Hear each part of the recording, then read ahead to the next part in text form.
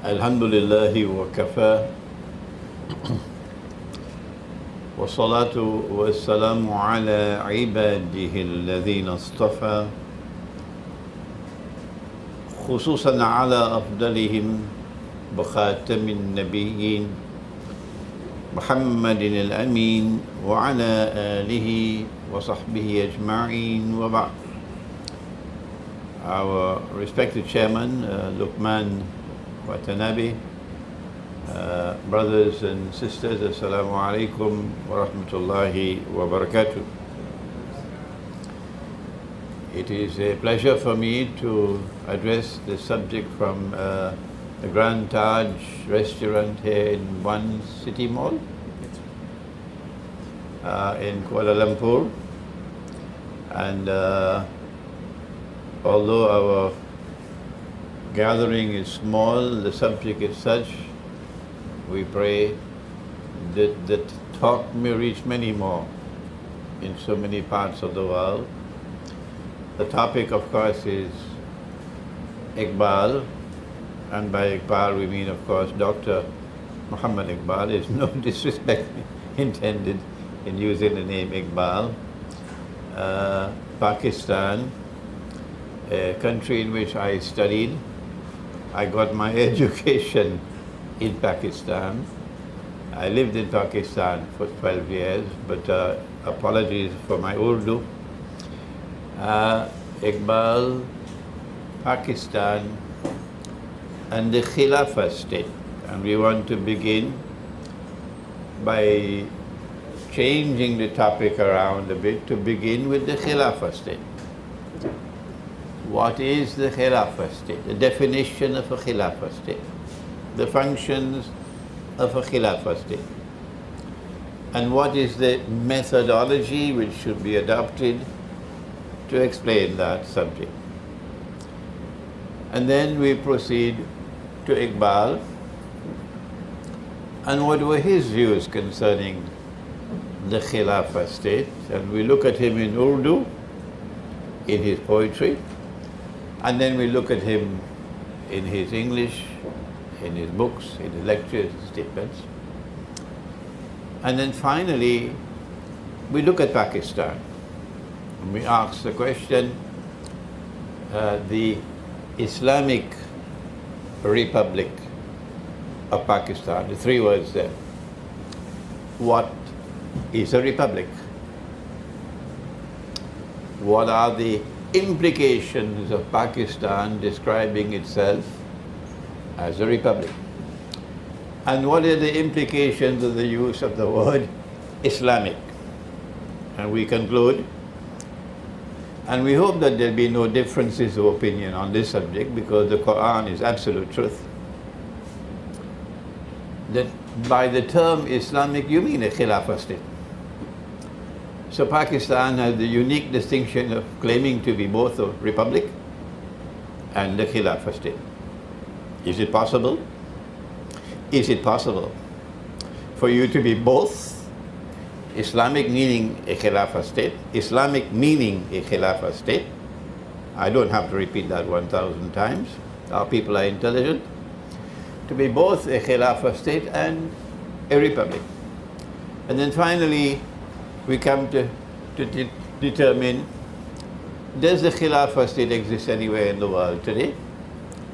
And if not, can it be restored? And if so, when can it be restored? And how can it be restored?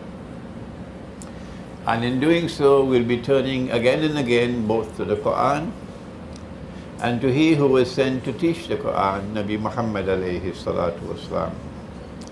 There have been many distinguished scholars who have written and lectured on the subject of the Khilafah. We mean no disrespect to anyone if we do not quote any names of any books or so. And we go directly to the source of knowledge, the Quran, and to Nabi Muhammad alayhi salatu wasalam. This is not disregarding or disrespect for Islamic scholarship of the past. With that qualifying statement, let us now begin with Allah's blessed name. Proper methodology is that we must always turn to the Quran when pursuing knowledge of any subject at all. That we must recognize the Quran to be absolute truth, irrefutable truth, unchanging truth, truth which cannot be challenged, unchallengeable truth. The secularized mind is repugnant to the secularized mind. There should be any such thing as absolute truth. So it is uncomfortable for a secularly educated scholar to listen to a lecture like this. And we suggest to such people, if you're uncomfortable with our approach, then you don't have to listen to us. No. When we go to the Quran, we must not take any single verse in isolation to come to conclusions, but study the whole book. I have a book here, which my last book that I've just published, on methodology for the study of the Quran, and it teaches you what is the method of studying the Quran. My teacher of blessed memory, Maulana Dr. Muhammad Abdul Rahman Ansari, rahimahullah, was himself a student of IQBAL, and perhaps one of the best students of IQBAL. And it is he who taught methodology. He did so in his book, the 2-volume book entitled The Quranic Foundations and Structure of Muslim Society. I saw a copy right here. The Quranic Foundations and Structure of Muslim Society in 2 volumes. Thank you. By Maulana Dr. Muhammad Abdul Rahman Ansari. It is from there we got methodology, how to study the Quran. He says you must go to the totality of the book, the whole book. You've got homework to do. And when you found all the data in the Quran pertaining to the subject of Khilafah, you must combine them, bind them together as a harmonious whole. And that's not a job for a schoolboy. No. Serious scholarship is required. When you've done that with the Quran, only then do you turn to the Hadith. If the Prophet ﷺ is alive and with us, we use a different methodology. But if he's not here anymore, then we turn only now to the Hadith. And when we do so, when a Hadith is in harmony with the Quran, we accept it. We expand our database. If a Hadith is in conflict with the Quran, like, you know, the famous or the infamous one, that our Prophet, Allah's blessings be upon him, married a child. He married a child. I mean, even ordinary common sense tells you something is wrong with that. So when you find a hadith which is in conflict with the Quran, you reject it. But if a hadith is neither in conflict nor in harmony with the Quran, we can accept it. But it has a lower status. You don't establish a sectarian movement on the basis of such statements. Now, when you're done with the Quran and the hadith, then you turn to data located in the historical process. And you use this as your basic instrument for analyzing such data. That's proper methodology. Proper methodology also, I was taught from my own teacher, is that you never accept anything as truth, which is not in the Quran and Hadith. You never accept anything as truth that Imron, for example, might say to you, until you're yourself convinced that it is correct. And so I often would say to my teacher, Maulana, I don't agree with you. And he would smile because he knows. A few months later Imran will come and say, Maulana, now I agree with you. And there is no disrespect whatsoever in a student differing with his teacher.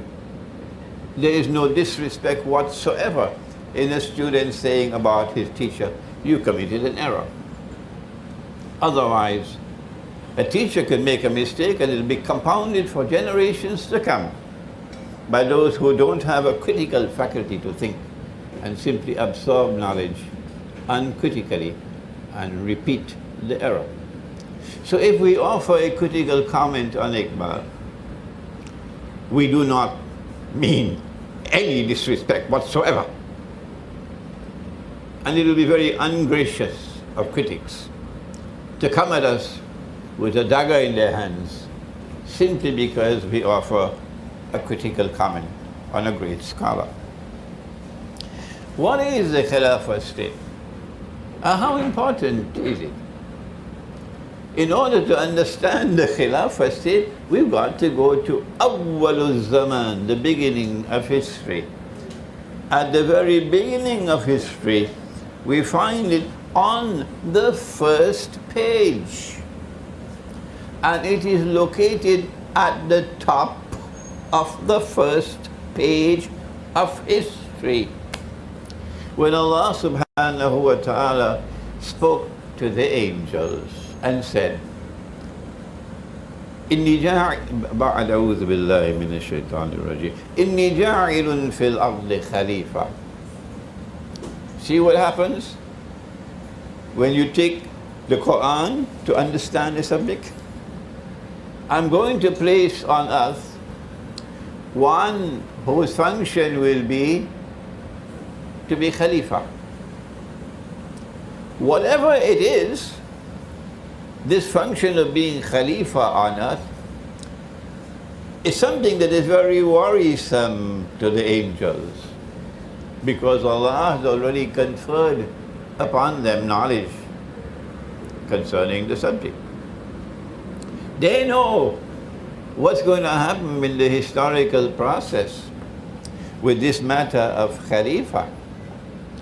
So they responded and they said, أَتَجْعَلُ فِيهَا مَنْ يُفْسِدُ فِيهَا وَيَسْفِكُ الدِّمَاءَ.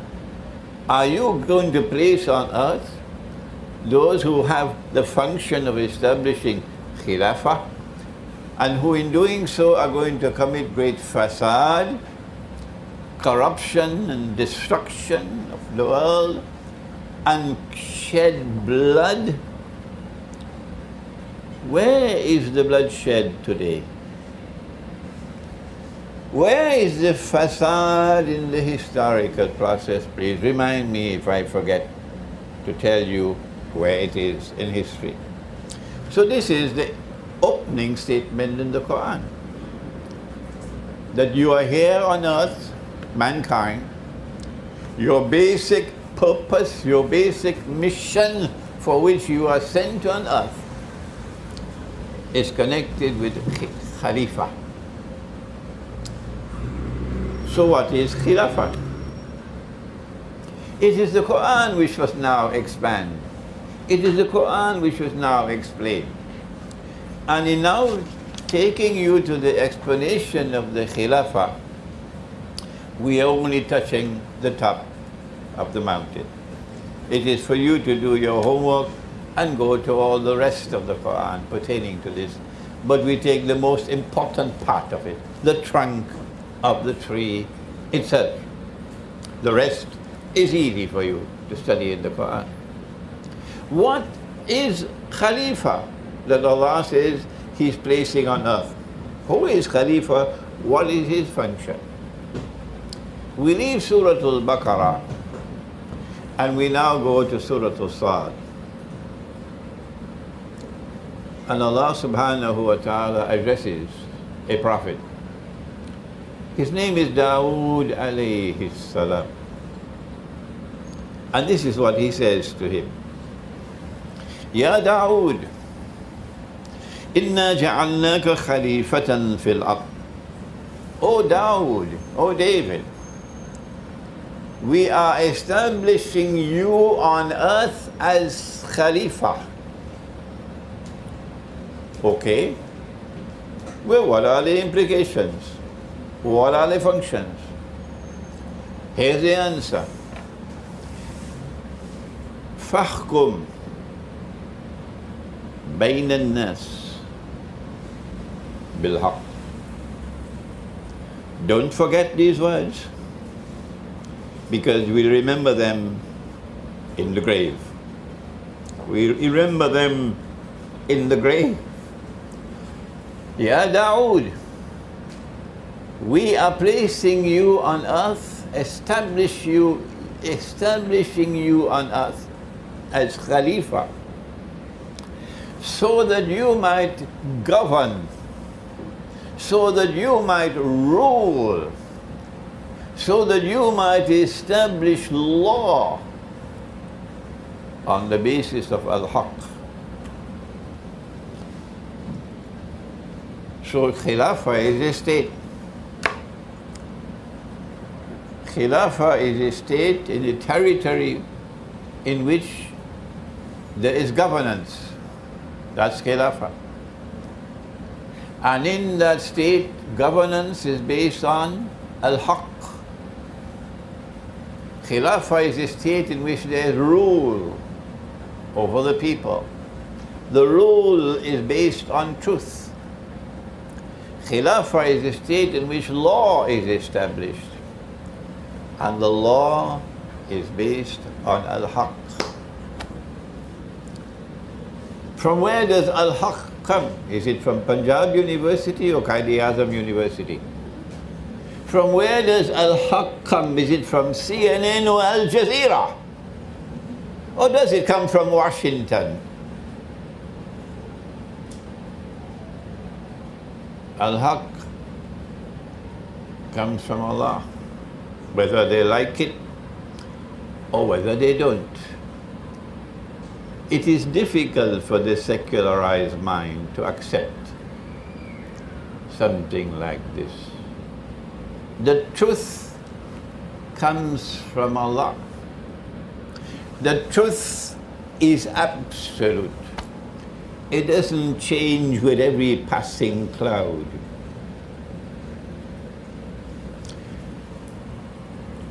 The truth is universal. It's not what's good for me is truth for me, and what's good for you is truth for you, a secularized version of truth. That all values come from absolute truth, and therefore all values are unchanging and universal. This is poison for the graduate of the modern university. Therefore, a Khilafah state is a state in which rule or law or governance is based on truth, which has come from Allah. Full stop. Full stop. If you don't know the truth which has come from Allah, don't blame me. Blame yourself. It's there in a book. You can read so many more books in the world, but you wouldn't read this book, so don't blame me. If you read the book and you don't understand it, so go to someone who can teach you. Show some humility. It'll be beneficial for you. But the book says of itself, it's plain and clear like daylight. Yes, it says that there are two kinds of verses in this book. The first is the verse which is muhkam, plain and clear. All you need is tafsir. And this is the heart of the book. So the law must come from the heart of the book. The belief system must come from the heart of the book. So if you say to me that Allah appointed someone to succeed Nabi Muhammad alayhi salatu wasalam, and Allah declared that rule must come from his family alone, and that is therefore a part of the religion, I say to you, would you kindly show me where it is in the Quran? Would you kindly show me where it is located in the Quran? Because the belief system must come from the Quran, And not just from the Quran, it must come from that part of the Quran which is muhkam, plain and clear.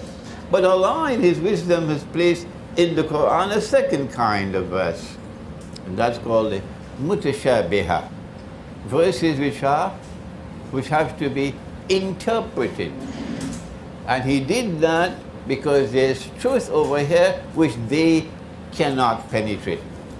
With all their PhDs from Temple University, they cannot penetrate the Quran, because there's one part of the Quran which has to be interpreted, and it can only be interpreted when Allah opens the door for interpretation.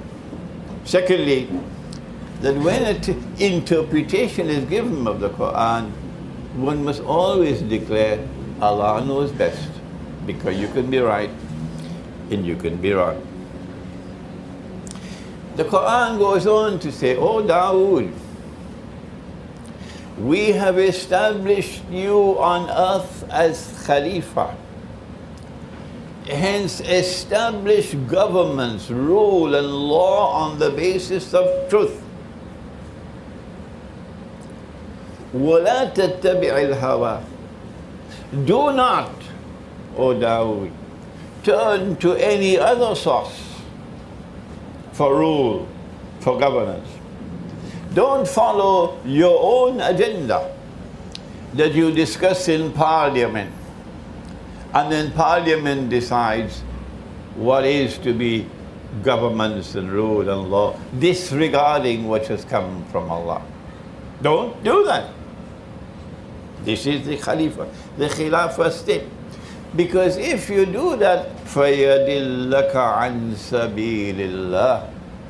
If you establish the state which decides that it has its own sovereignty, it will pass its own laws, it will govern as it chooses to govern, it disregards for Allah. فَيَدِلَّكَ عَنْ سَبِيلِ اللَّهِ.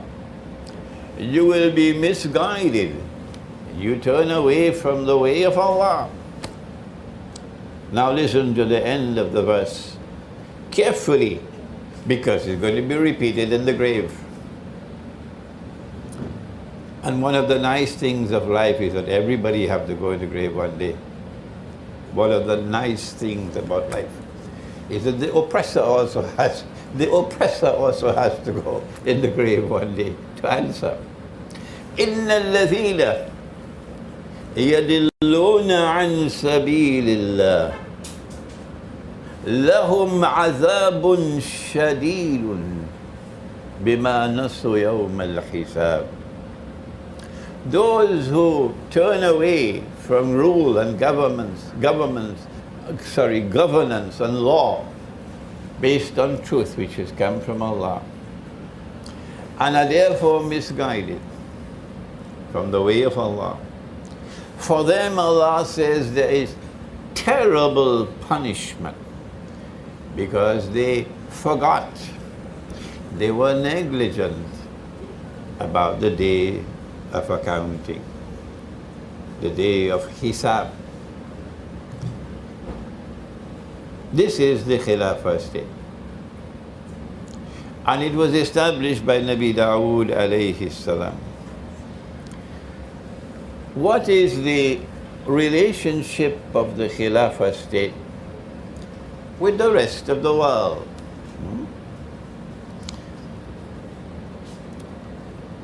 Or rather, what is Islam's conception of an international order?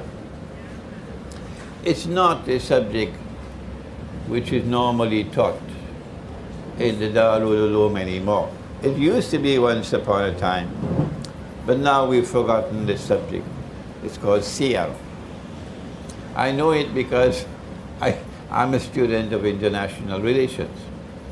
And as a student of international relations, I had to go to international relations in the Quran and the Hadith.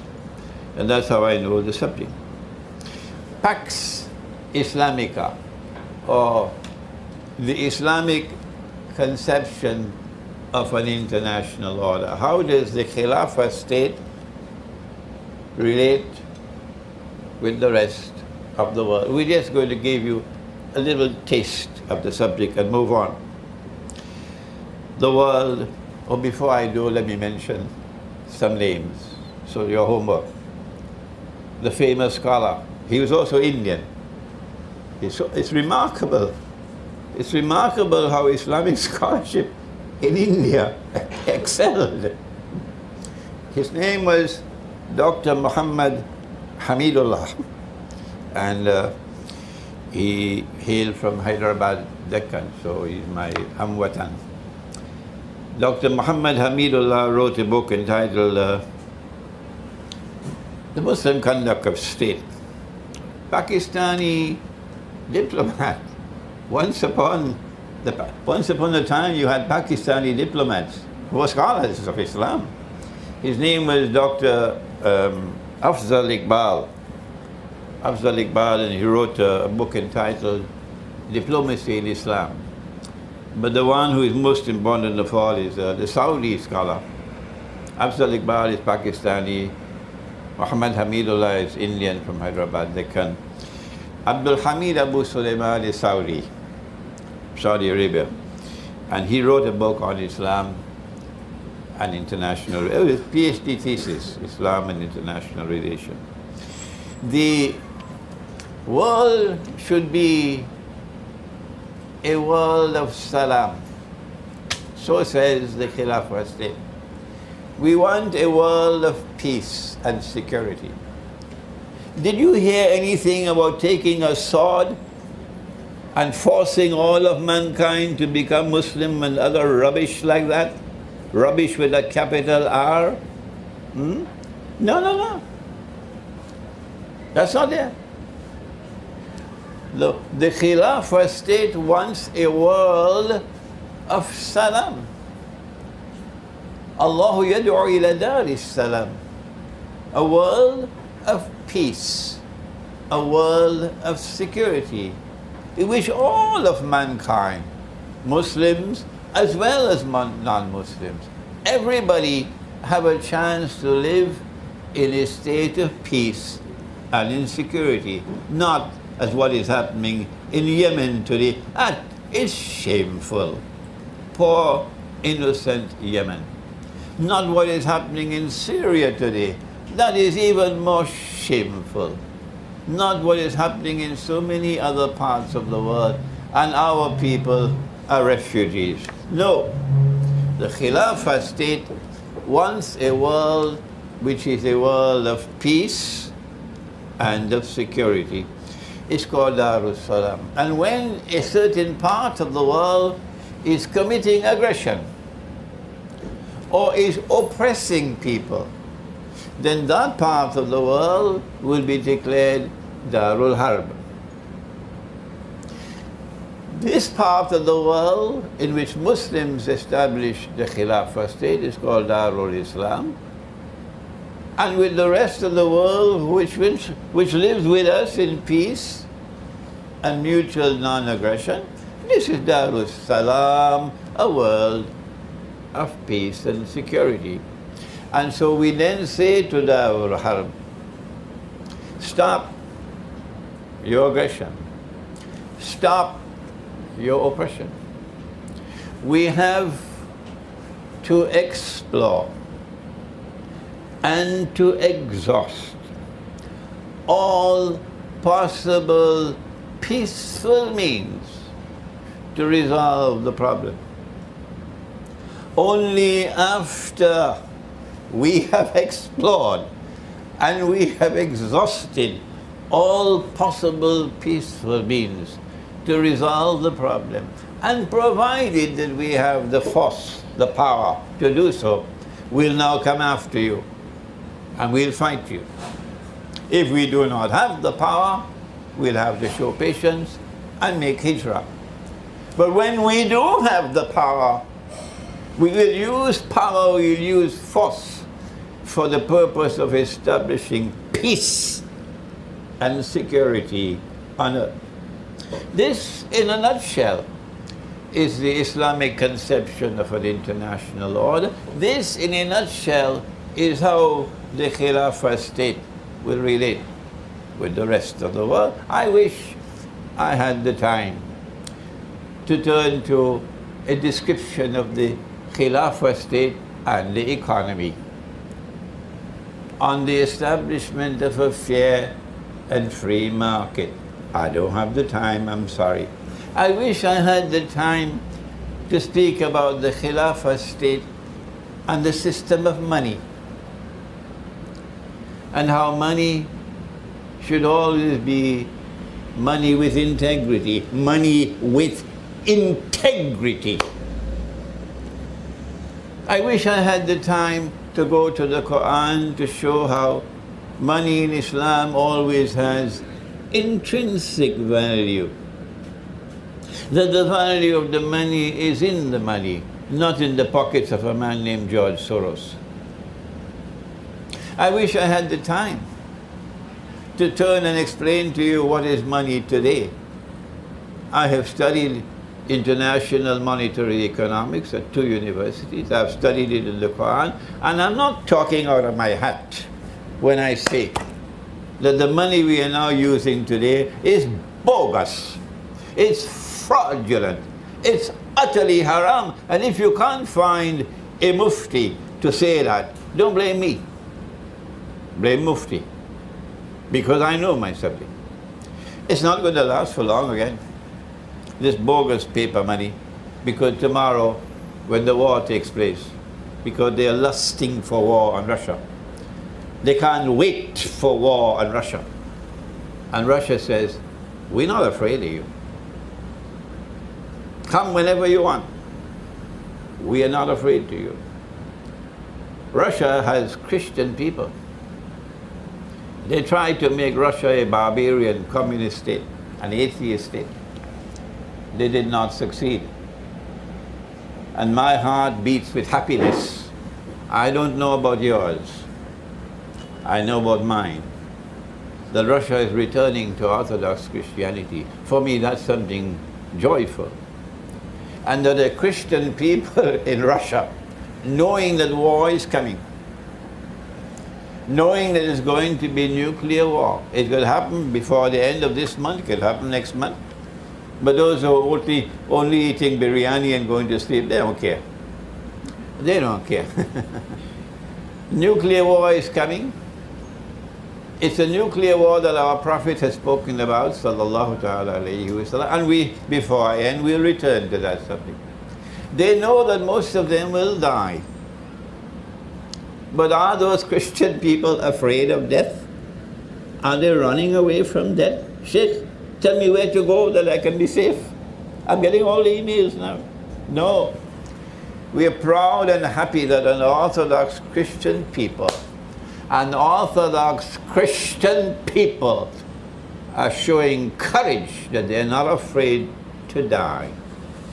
And they're prepared to stand up and to face and resist the greatest oppressor that mankind has ever known, about whom the angels said, shall you place on us those who will commit fasad and shed blood?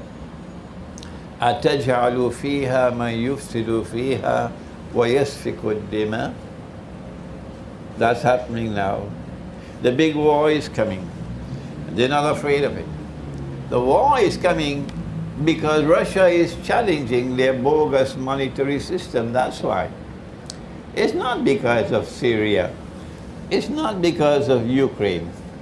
It's because of something called BRICS. We don't have the policy, the time, to take you into a description of the Khilafah state on respect of its foreign policy, the economy, the market, the monetary system, and so on. But we do have to take a little time for at least one part of the subject before we move on. So please bear with me. The Quran speaks about two kinds of Christians. Two kinds of Christians. And be careful that you're not negligent with the Quran. Allah speaks in the Quran and says in Surah Al-Ma'idah, O you who, Ya ayyuhalladhina amanu, O you who have faith, La tattakhidhu al-yahuda wal-nasara awliya, do not take the Jews and do not take the Christians as your friends and allies. Don't submit to them. Don't pledge your loyalty to the British Crown. That's what they all did. I don't want to mention names because they're going to be very offended.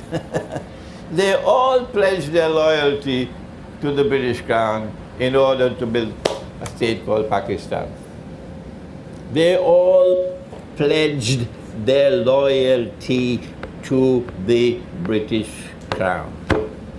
Not just to the British Parliament or government, that's bad enough. It's worse than that. They pledged their loyalty to the British Crown, every single one of them, except some ulama of distinguished memory in India. Allah says, don't take the Jews and don't take the Christians as your friends and allies. Don't take them as your friends and allies. Is he talking about all Jews and all Christians? Only the schoolboy would say so. Proper methodology will easily lead you to the conclusion, no. Allah could not be talking about all Jews and all Christians, as we'll see in a moment. Well, then which Jews and which Christians? The answer is in the words which follow. بَعْدُهُمْ أَوْلِيَاءُ بَعْضٍ. Do not take such Jews, now listen carefully, do not take such Jews and do not take such Christians as your friends and allies, who themselves are friends and allies of each other.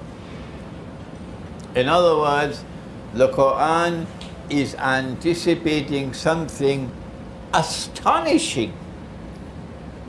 The Christians accuse the Jews of the killing God himself. You can't do worse than that. The crucifixion. So to visualize or to anticipate a reconciliation, a rapprochement, and friendship and alliance between a part of the Christian world and a part of the Jewish world is astonishing. And yet that is what Allah is saying is going to happen. When that Jewish-Christian alliance comes into being, listen carefully, the Quran was revealed more than 1,000 years before IQBAL was even born. When that Christian-Jewish, Judeo-Christian alliance comes into being, don't take them as your friends and allies.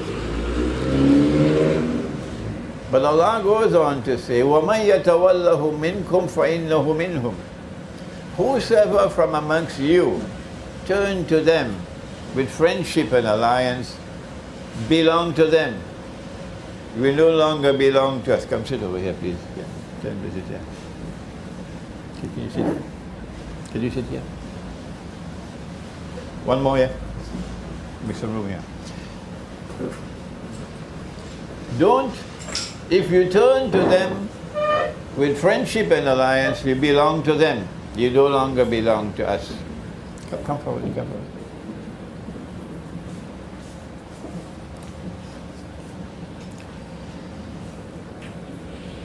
If you turn to them with friendship and alliance, you no longer belong to us, you belong to them. Inna Allah la yahdi al-qawma adh-dhalimin. Surely Allah does not provide guidance for a wicked people. So if you choose to be friendly with Washington, because the Judeo-Christian alliance has already come into being, it is the Zionist Judeo-Christian alliance, which has NATO and its military arm, if you didn't know it. And you choose from day one to remain friends with Washington. What is your status?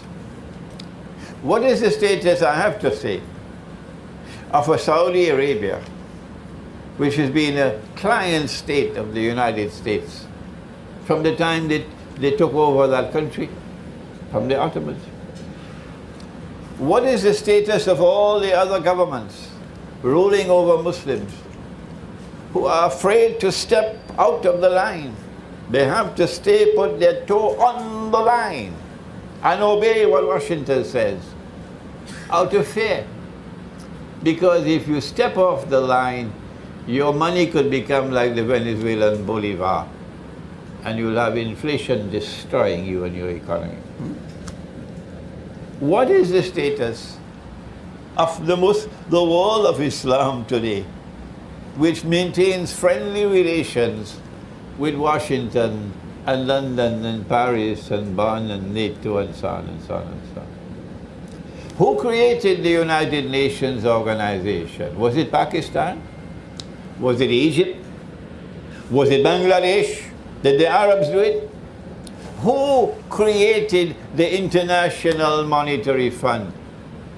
If you don't know it, then allow me, politely so, to tell you. It is the Judeo-Christian Alliance, through NATO, who won the First and the Second World War. Then NATO came into being. And these victors of the war, they're the ones who established the United Nations.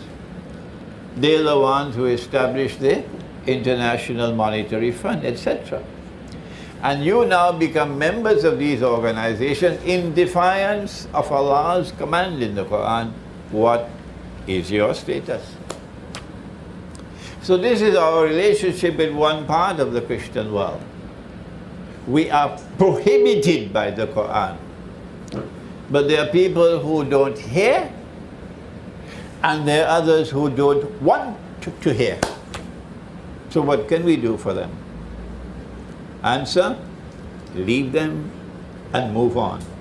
Because if you have the truth will triumph despite whatever a rival to the truth may seek to do. So leave them and move on. Allah speaks in the Quran about another kind of Christian. Listen carefully now. Listen carefully. These Christians, you must not be friends and allies with them. No, prohibited. But he speaks about another one. He says, لَتَجِدَنَّ. This is the same Surah Al-Ma'idah. You will most certainly find at this time and in time to come, Fi'l Mudariya, أَشَدَّ النَّاسِ عَدَاوَةً لِلَّذِينَ آمَنُوا الْيَهُودَ. Those who will have the greatest hostility for you will be the Jews. It happened in the lifetime of the Prophet, alayhi salatu wasalam, and it never recurred for 1,000 years or more. No. Until the Zionist movement was established more than 100 years ago. And now once again, it has re-emerged, exactly as in the Quran. وَالَّذِينَ أَشْرَكُوا. You'll also find the people who have the greatest hatred for you would be a people who at that time were the mushrikun, the people of blasphemy, worshipping idols and so on. It happened at that time and now again, because you have a new people who say today, no longer is Allah al-Hakam, as in the Khilafah state. The state is now al-Hakam. And if you didn't know it, let me introduce you to the Republican state. If you did not know it, let me introduce you to the Republican state. Allah is no longer al-Hakam. The state is now al-Hakam, meaning the state will decide how to govern. The state has absolute supremacy. The state will decide how to rule. The state will decide on law. Allah can make it haram, the state can make it halal. It is modern Western civilization which gave us the Republican state, and IQBAL knew that very well. Of course he did. And Allah says, these will be the ones showing the greatest hatred and hostility for you. And so it is today. The war on Islam is being waged by these people. The mountain of lies are coming from them. But Allah speaks and He continues to say, listen carefully, وَلَتَجِدَنَّ أَقْرَبَهُمْ مَوَدَّةً لِلَّذِينَ آمَنُوا الَّذِينَ قَالُوا إِنَّا نَصَارَى. My students have heard me saying this so often they're fed up now. But there are those who have not heard it so far, so allow me to repeat it.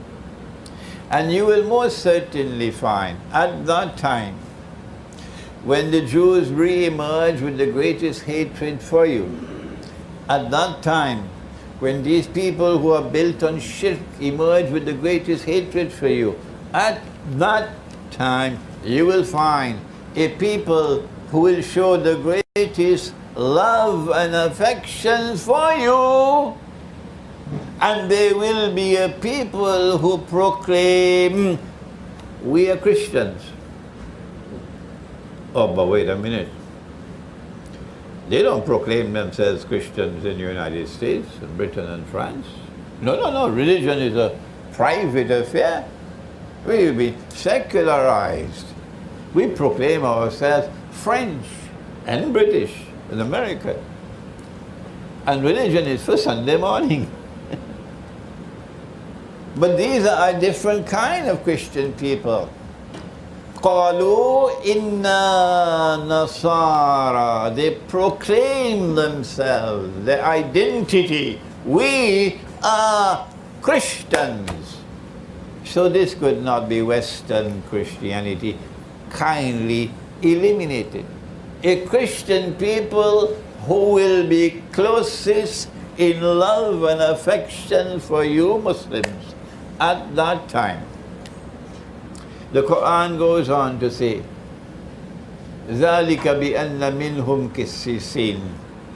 The reason why they will behave like this is because they have the institution of the ulama intact. The religious scholars still have a status in that Christian people. That side of the world, the religious scholarship is gone. But this side of the world, the ulama of the Christians still have a very high status and a very important function in society. ذَلِكَ بِأَنَّ مِنْهُمْ كِسِّسِينَ. And then Allah goes on to say something else, a third thing, وَالرُّهْبَانَ. And that is because they still have the institution of monasticism. Or eliminate Western Christianity, because the monastery in Britain is now McDonald's hamburgers. The monastery is now Kentucky Fried. Monastic way of life is disappearing. Indeed, the churches of Britain are being sold now. Masajid are coming up where there used to be a church. 4% of the British people now go to church. Britain is essentially an atheist country. But these Christian people still have monasticism. They still have the monastery. They still have the monk. Which Christian people is Allah talking about? And then Allah says a fourth thing about them. وَأَنَّهُمْ لَا يَسْتَكْبِرُونَ. They're not an arrogant people. They don't want to rule the world. And because Russia is not prepared to submit, and China is not prepared to submit, they will wage nuclear war and destroy most of the world. Because they are an arrogant people, they want to rule the world. So then which Christians are we talking about? Answer, we're talking about the Orthodox Christian. He doesn't have Christmas on the 25th of December. And he doesn't have a gentleman with a big white beard who flies to the sky on a reindeer, a fellow called Santa Claus. on the 25th of December. No, no, no. When you go to the Orthodox Christian church as when I went to Moscow, I found there were no chairs. None. It was like a masjid. Yes. An Orthodox Christian, I cannot mention his name, he's a prominent Christian, Russian military analyst and political analyst, is coming to visit me. I'm honored to have such an important man coming to visit me, to spend some time with me. And the man makes mention about dietary rules. These are our dietary rules. What we can eat during this Lenten season and what we cannot eat. Huh? And hope that it will not cause any problems for Imran.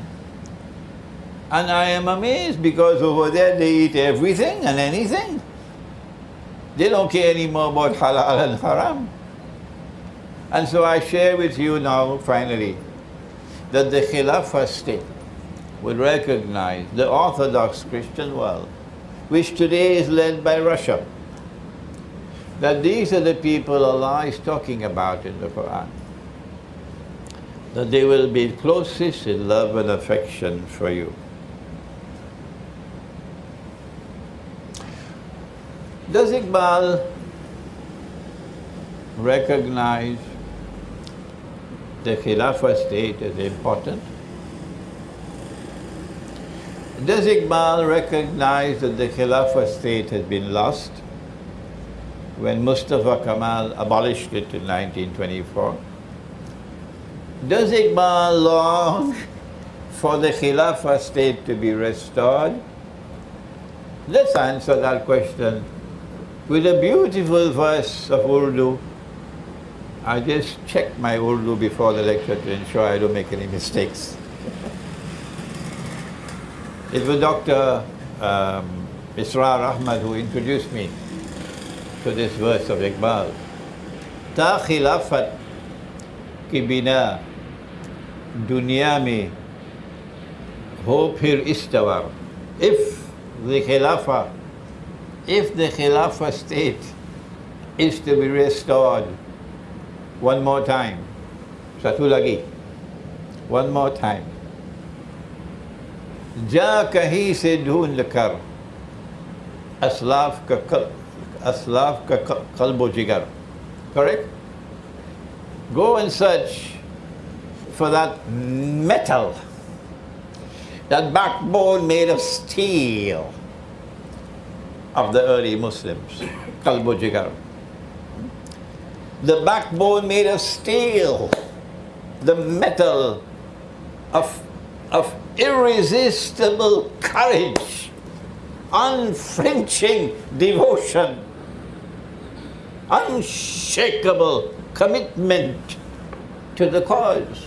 Go find such people if you want the Khilafah state to be restored.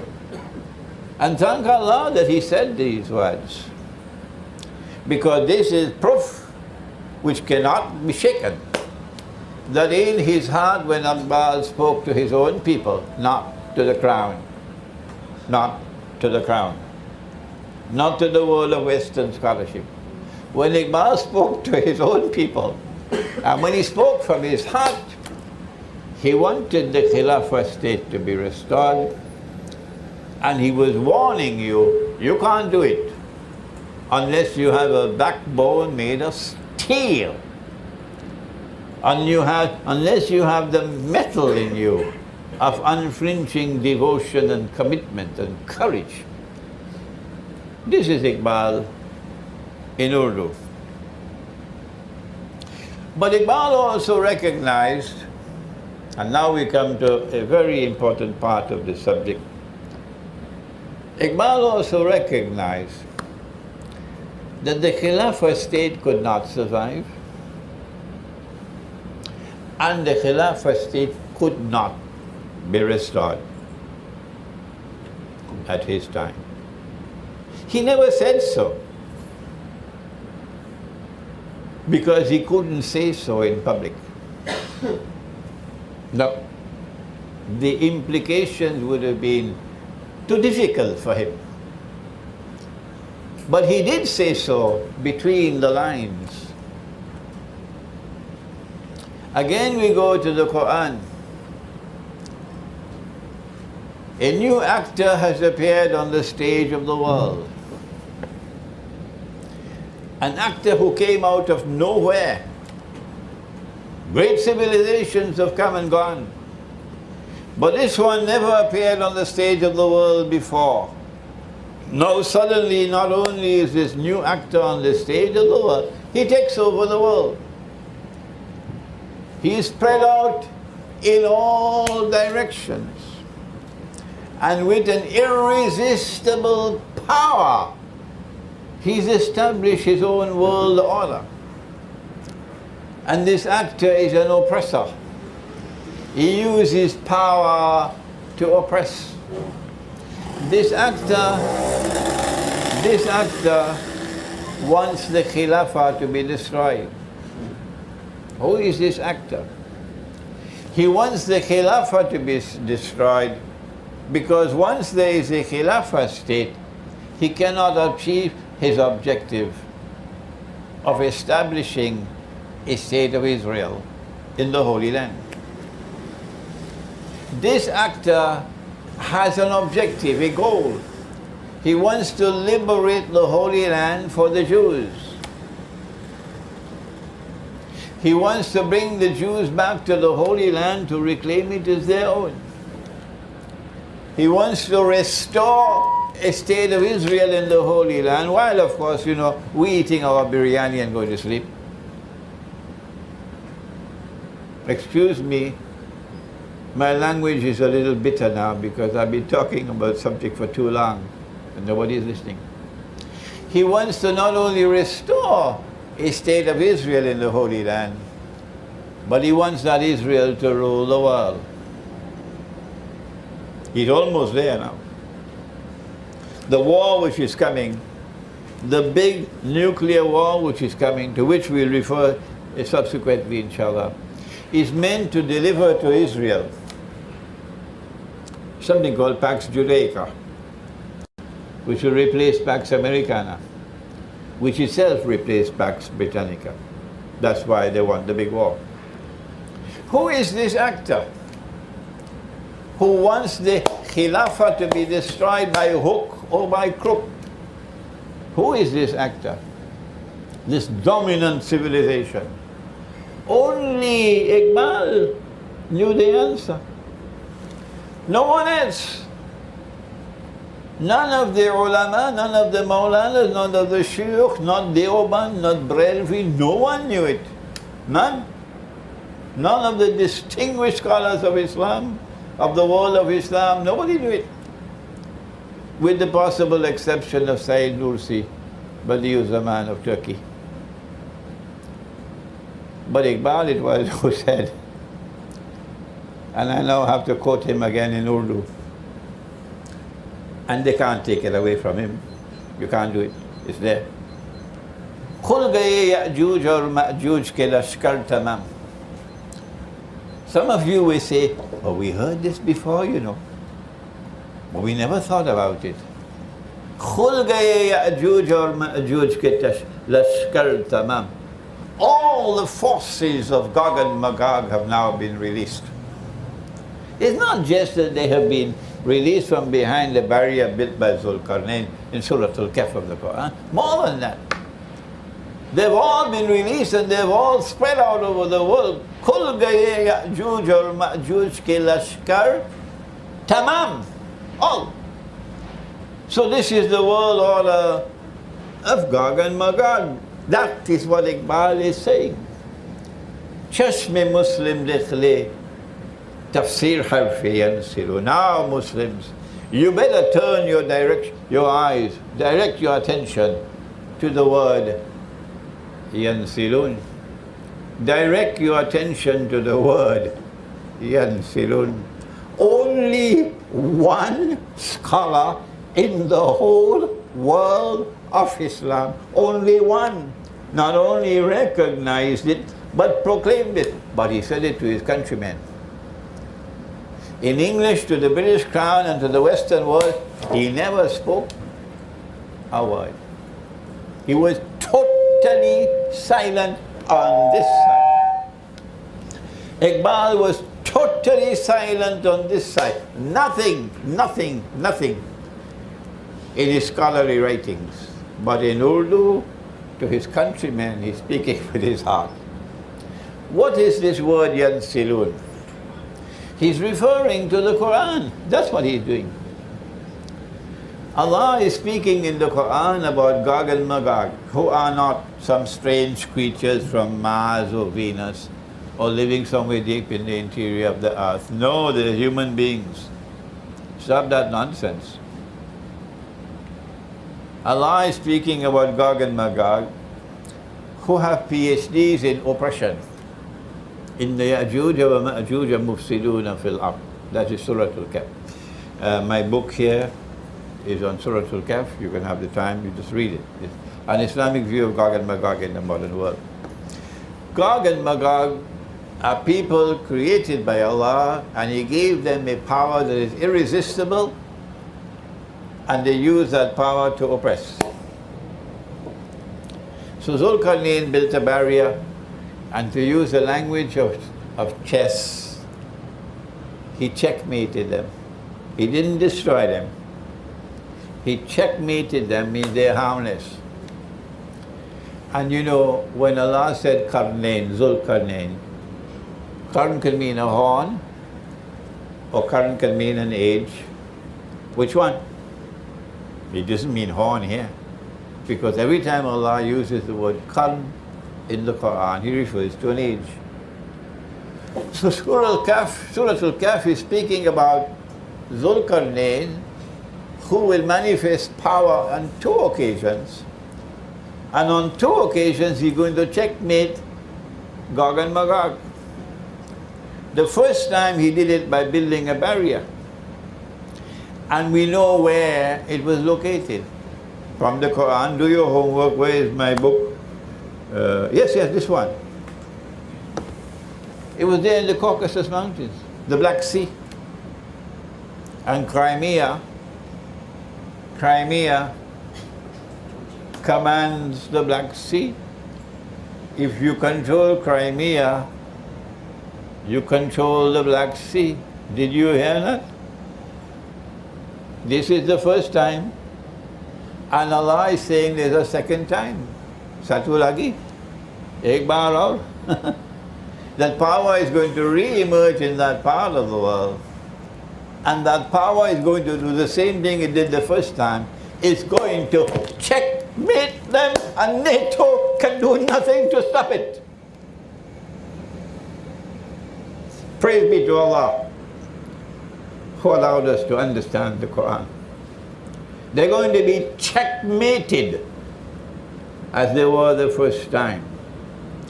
Iqbal is speaking about that Gog and Magog. And in Surah Al-Anbiya, there are 2 verses which end with the word yansilun. Chashme Muslim dekhli tafsir harfi yansilun. In Surah Al-Anbiya, Allah says, وَحَرَامٌ عَلَى قَرْيَةٍ أَهْلَكْنَاهَا أَنَّهُمْ لَا يَرْجِعُونَ.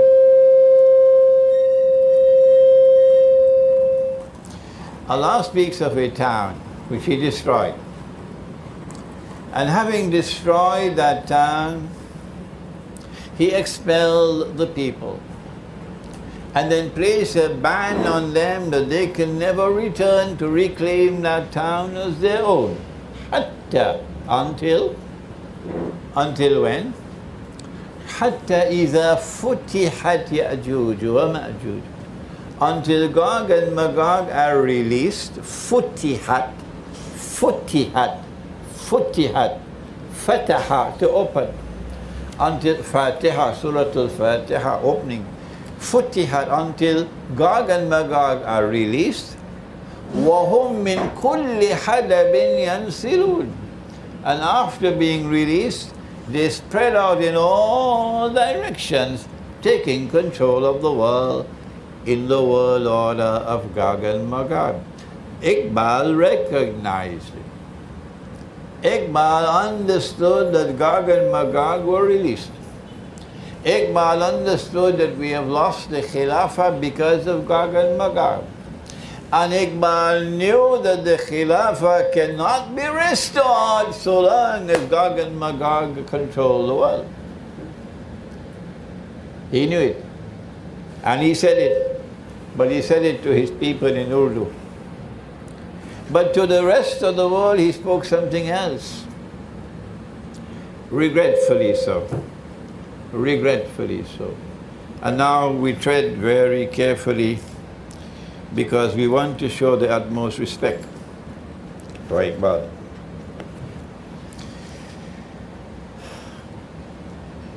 When he spoke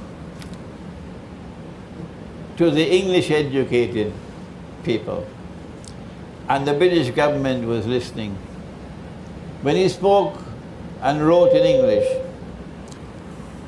his response was different, regrettably so.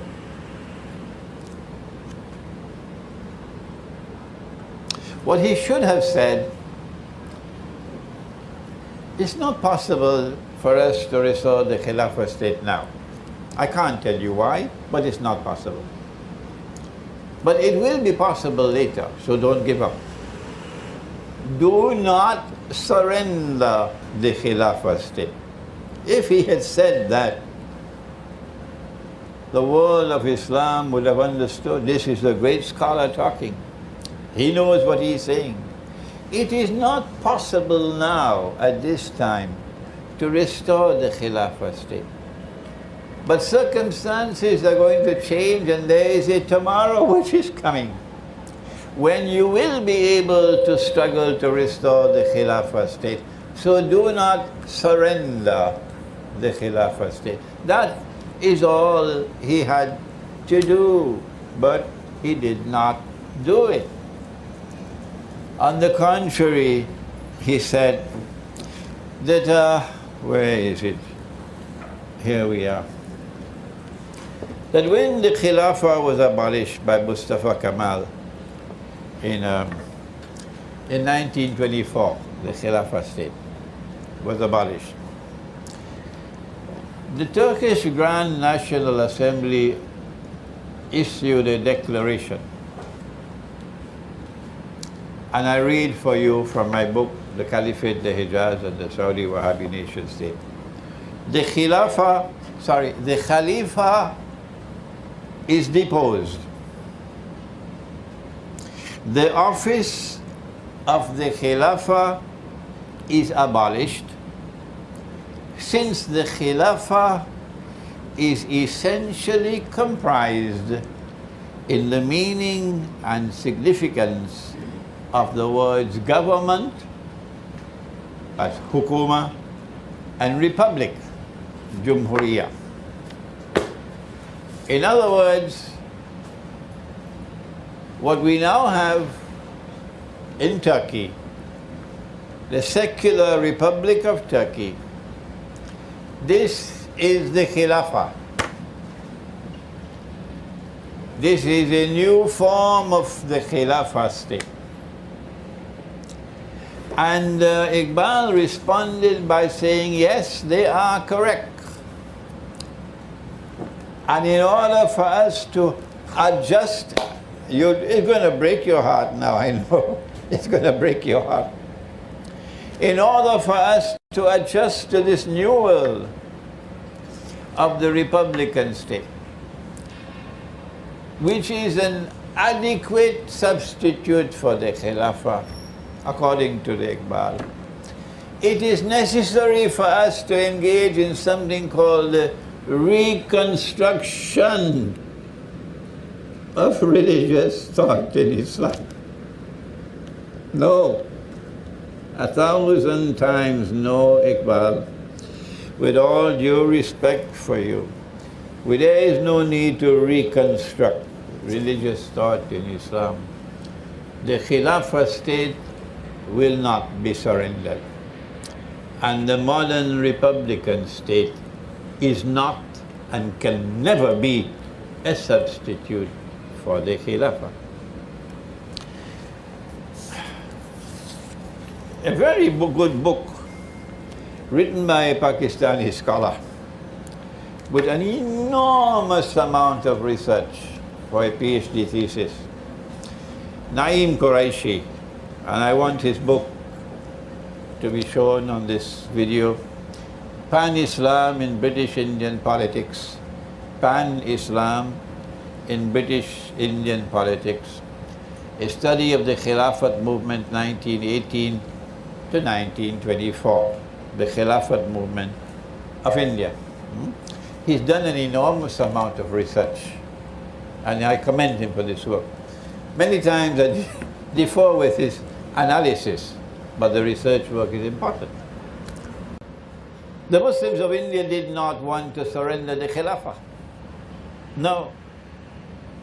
There were 4 centers of the world of Islam which had to respond to Mustafa Kemal. The first, of course, was the ulama of Turkey.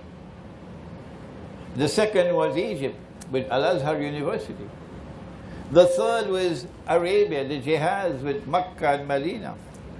And the fourth was Muslim India. These are the 4 most important parts of the world of Islam intellectually. And out of these 4, the one which distinguished itself with the most powerful response of all was India. Muslim India. Muslim India responded with the Khilafat movement. We do not have the time to analyze the weaknesses in the Khilafat movement, and there were significant weaknesses. Yes. Recognizing the Ottoman Khilafah as a valid Khilafah, and that is our Khalifa. Excuse me, sir, is this your Islam? Where the Khilafah state could take Christian boys and convert them to Islam by force? And if a Christian boy refused to become Muslim, you kill him? Is that your Islam? It's not mine. You pledge your allegiance to the Ottoman Islamic Khilafah? And that these Christian boys will now become the Janissaries, they're trained to become the elite fighting force of the Ottoman Empire. And so when the Ottoman army goes to wage a bogus jihad on the Orthodox Christians, the heart of the fighting force will be their own sons, to add fuel to the fire. And when you wage your bogus jihad on the innocent Orthodox Christians and you defeat them, you seize their women and make them slaves. Is that your Islam? It's not mine. It's not mine. And you never get married. The Ottoman Sultan and Khalifa never married. No, he had a stable full of women, like you have a stable filled with horses. These were the slave women with whom he cohabited. And he called them Milk al-Yamin. And with them he'll have children. But he'll never marry, so he never has a son. And from amongst these will come the new Sultan. So when the Ottoman army wages war on a Christian people, it's their own son who is the Khalifa. Is that your Islam? It's not mine. And when the Ottomans took control of Constantinople in 1453, they took the most magnificent cathedral of the entire Orthodox Christian world, Hagia Sophia, and shamefully, sinfully converted it into a masjid. Is that your Islam? It's not mine. You can take that Islam and throw it into a garbage bin. That's not the Islam that came from Nabi Muhammad alayhi salatu wasalam. That's not the Islam that came from Umar radiallahu ta'ala anhu, who when the Christian patriarch in Jerusalem invited him to perform his salat in the Christian church, he said, no, it's the time of prayer, but I will not pray in the church. You go outside and pray. because I don't want it tomorrow to come when someone will come and take over this church and transform it into a masjid. This is my Islam, that is yours. And you pledge your allegiance, the whole of Muslim India, to that Khilafah. That's one of the big weaknesses of the Khilafah movement. What they should have concentrated on was the Khilafah state, not so much the Ottoman Khilafah.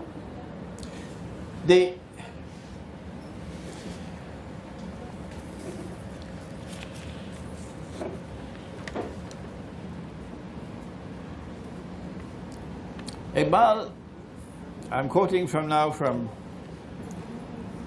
Naim Qureshi on page 384. IQBAL is not happy with the Khilafat movement. He's not supporting the Khilafat movement. He's out of tune with the Khilafat movement. No. And this is what he says. IQBAL, I quote, pinned his hopes in a revitalized Turkey.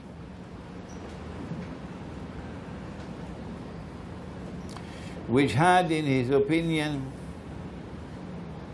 not only shaken off its dogmatic slumber, but had also passed from the ideal of a Khilafah state to the real, which is a Republican state, a transition which entails keen intellectual and moral struggle. No, IQBAL, you're wrong. Turkey alone, says IQBAL, among all the Muslim countries, had embarked on the way of creating new values. Therefore, the Turks were perfectly sound in their view that the institution of the Khilafah, as understood in the traditional juridical sense, was anachronistic, and that an elected assembly, which was suited to the need of the time, was not incompatible with the spirit of Islam and should replace the institution of the Khilafah. Parliament.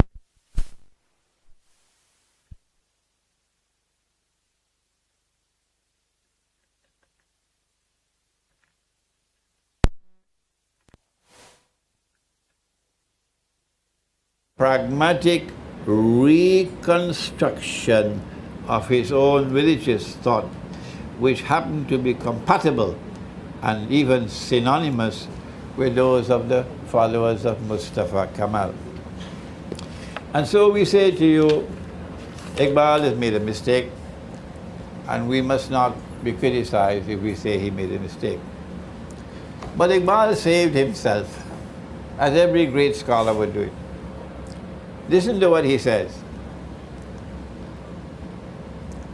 It must, however, be remembered, there is no such thing as finality in philosophical thinking. And as knowledge advances and fresh avenues of thought are opened, other views, and probably sounder views than those set forth in these lectures, are possible. Our duty is to carefully watch the progress of human thought and to maintain an independent, critical attitude towards it. These are golden words of IQBAL. You'll find it in my book, IQBAL and Pakistan's Moment of Truth. Now then,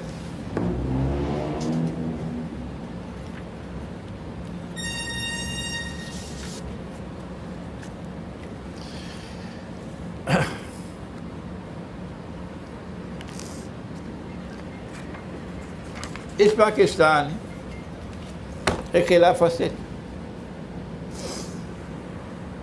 Answer: Pakistan says of itself that it is a Republican state.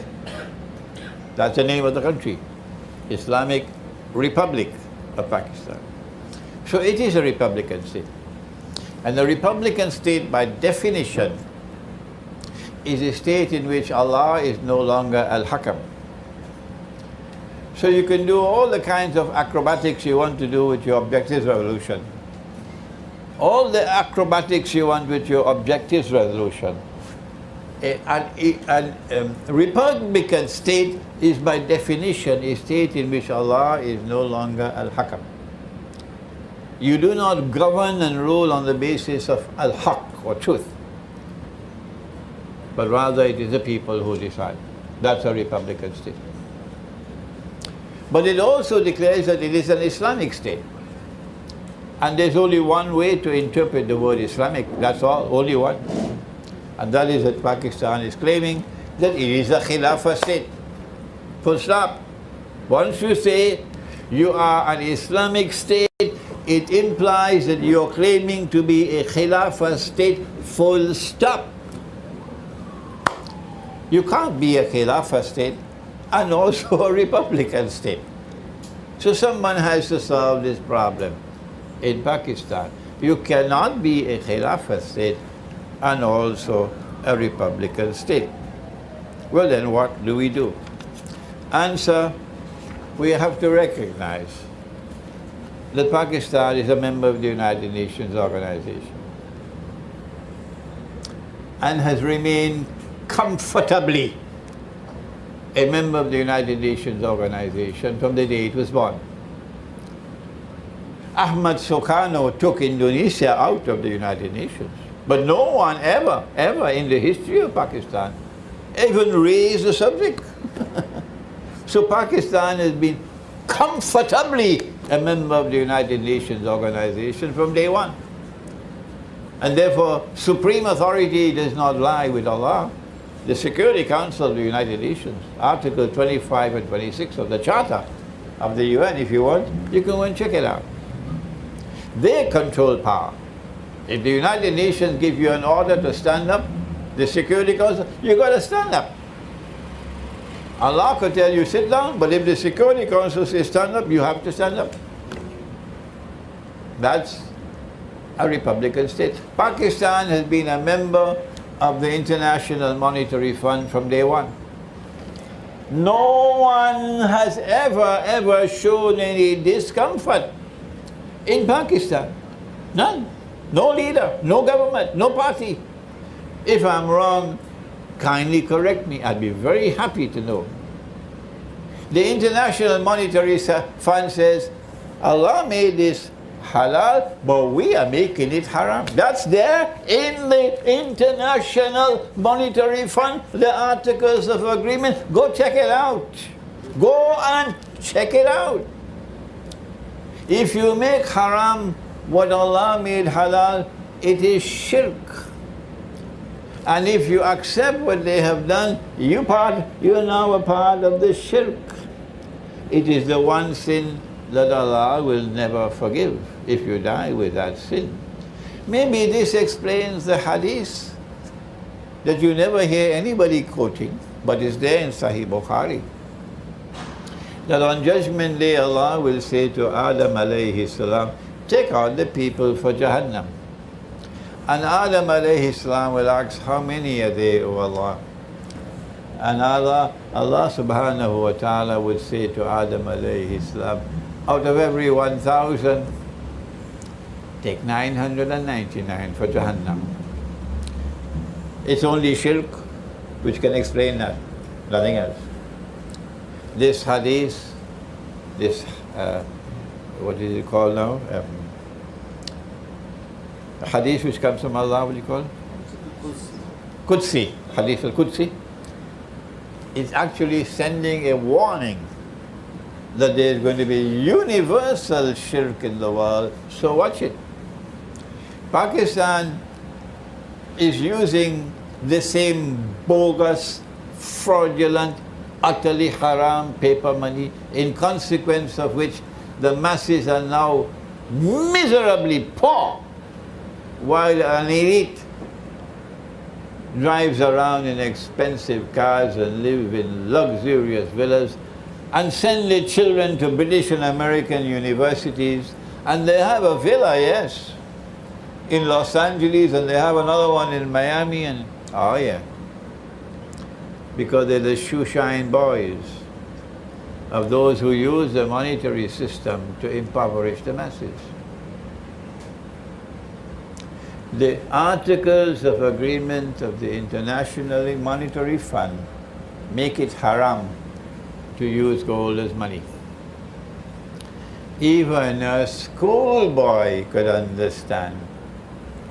Even a schoolboy with the intellectual acumen of a schoolboy would be able to understand the reason why they made gold haram is because so long as you have gold in the market, their bogus monetary system cannot exist. Even a schoolboy could understand that. So is Pakistan a Khilafah state?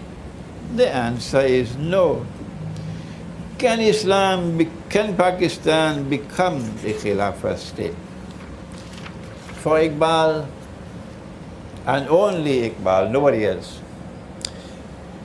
it is possible for Pakistan to become a Khilafah state at a certain point in time. Only IQBAL, nobody else. Nobody else talks on the subject of Gag and Magog. We now come to the end of the lecture, that the moment in the historical process is approaching. And when that moment occurs, the backbone of Gog and Magog will begin to break. And as that backbone begins to break, a window of opportunity is then opened. And in that opportunity which now emerges, perhaps the best people, the people who are best placed in the world of Islam to wage a struggle for the restoration of a Khilafah state is Pakistan. It's Pakistan. It cannot be the Arab world. Why? Because our Prophet prophesied the Arabs are going to be destroyed. And he linked the destruction of the Arabs to Gog and Magog. We don't have the time to quote that hadith. Now let us come to the last part of the lecture. That the Khilafah state can be restored. And when the Khilafah state is restored, it won't be a member of the United Nations. It will have no superior authority over it. It won't be a member of the International Monetary Fund. No. It'll be using dinar and dirham as money. Yes. The Khilafah state can be restored. But before we turn to the hadith, which explains why and when it can be restored, I have a surprise for you. A bitter surprise. That there are people in the world today who are struggling to establish a Khilafah state. That's what they're doing. A bogus Khilafah state, but a Khilafah state. They want the state of Israel to become a Khilafah state.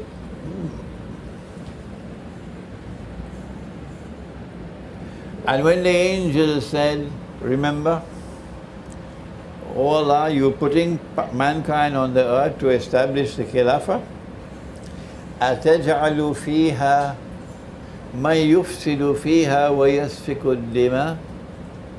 Are you placing on earth those who will cause the historical process to be filled with fasad and bloodshed?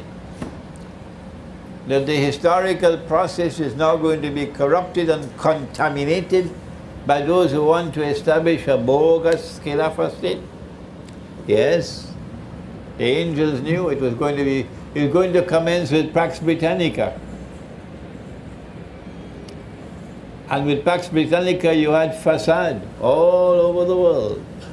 Fasad is not only that which corrupts, but corrupts in such a way that it destroys. The British wanted the Khilafah state to be surrendered.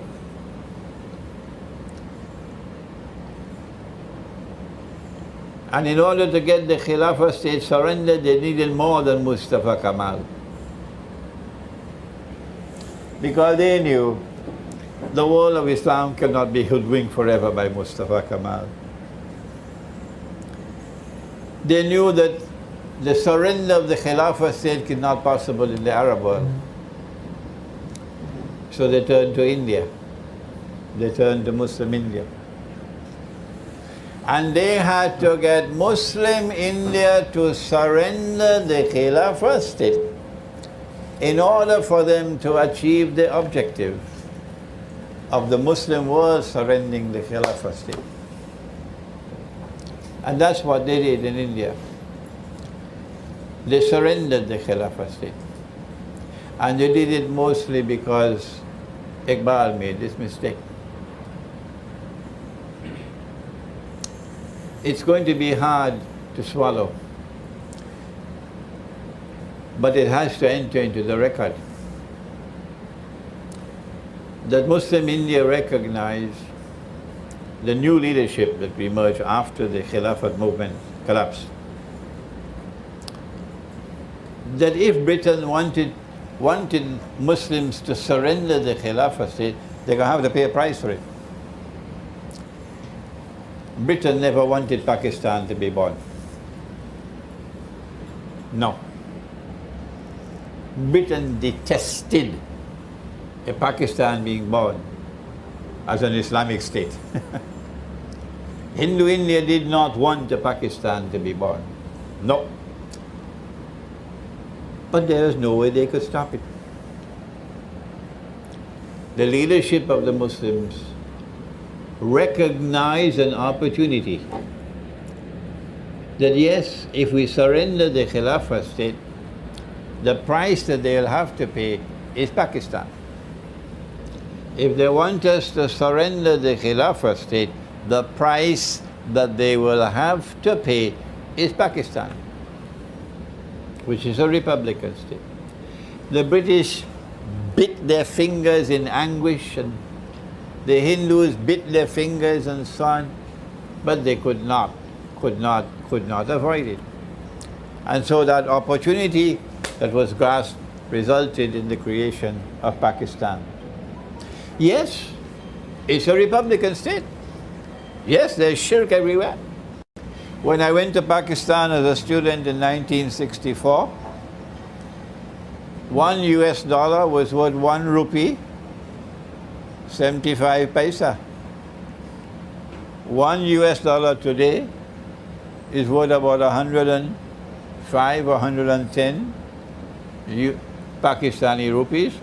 And if the government of Pakistan were to make a step towards Russia, it might go to 200. That's how they punish you.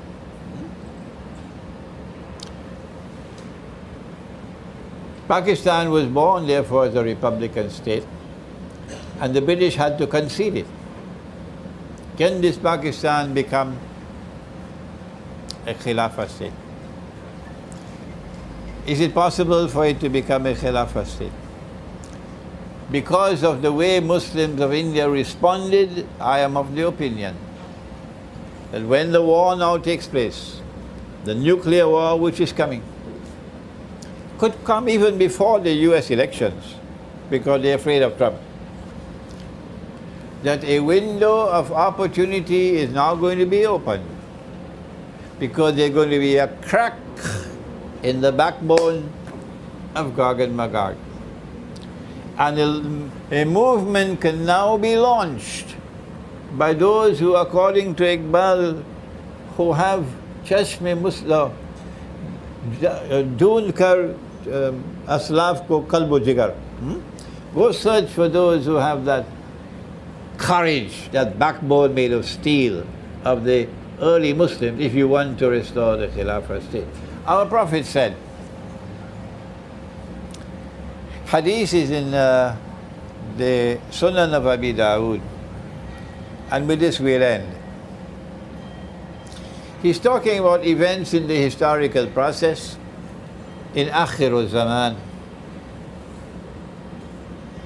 And he said, he's speaking to his companion Mu'az ibn Jabal, radiyallahu ta'ala anhu. And he says to him, Mu'az, Umranu Bayt al-Maqdis Kharabu Yathrib. Wait until you see Jerusalem emerging, built up, center stage in world affairs. And at that time, look to Medina. When you see Medina, Kharabu Yathrib, in a state of forlorn desolation. How you say that in Urdu? Forlorn desolation. Give me a nice Urdu expression.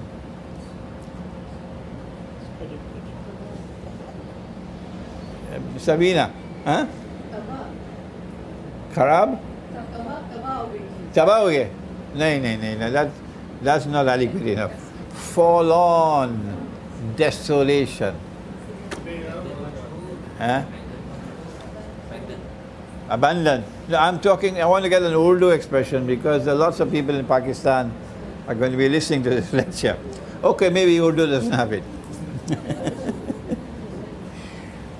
Umranu Baytil Maqdis Kharabu Yathrib. When you see Jerusalem built up, shining center stage in the world, then look to Medina. And when you see Medina in a state of forlorn desolation, Kharabu Yathrib, then Kharabu Yathrib Khurujul Malhama. Then look, because the next event that is going to come, major in the historical process, will be the Malhama. The Malhama. Has the Malhama occurred as yet? No. No. Where is the proof? No. Where is the proof? The Prophet ﷺ spoke about the Malhama when he said in the hadith of Sahih Bukhari that the river Euphrates will uncover a mountain of gold. And people will fight for that gold. But 99 out of every 100 who fight for that gold will be killed. Meaning, this will be a unique war in human history. A war like no war has ever been before, which would kill 99% of combatants. This is the Malhama. And everyone who fights for that goal would say, I will be the one who will survive. So when they enter that Malhama, they don't know who's going to win. Can you explain the Malhama? The Malhama is a great war, a great war, prophesied by Nabi Muhammad ﷺ, which will occur in Akhir Zaman, the end time. The Christians know it as Armageddon. Armageddon, a great war. I asked the question, has the Malhama occurred as yet? And I went to another hadith which throws light on the Malhama, that there will be a war in which 99% of all combatants will be killed. And I've said, no war in history has been like that. None. This is a unique war. Nor can this be conventional warfare. No. This has to be warfare using weapons of mass destruction, like nuclear weapons. And he said, no one will know who will survive, the one who will survive. But the Muslims must not touch that goal. Those who wish to wait for a mountain of the metal to come out of the river, a literal interpretation, have the right to do so. We've understood this as religious symbolism, and we have said this occurred in 1974, when an ocean of oil underneath the river began to function as a mountain of gold, and the petrodollar was born. But never accept Imran's opinion. No, until you're convinced that he's correct. And so the Malhama is now around the corner. But what happens after the Malhama? I believe we've settled the case that the Malhama has not as yet occurred, the one prophesied by Prophet Muhammad ﷺ. We've settled that case. That malhama is coming because Russia is challenging the mountain of gold. It's challenging with bricks.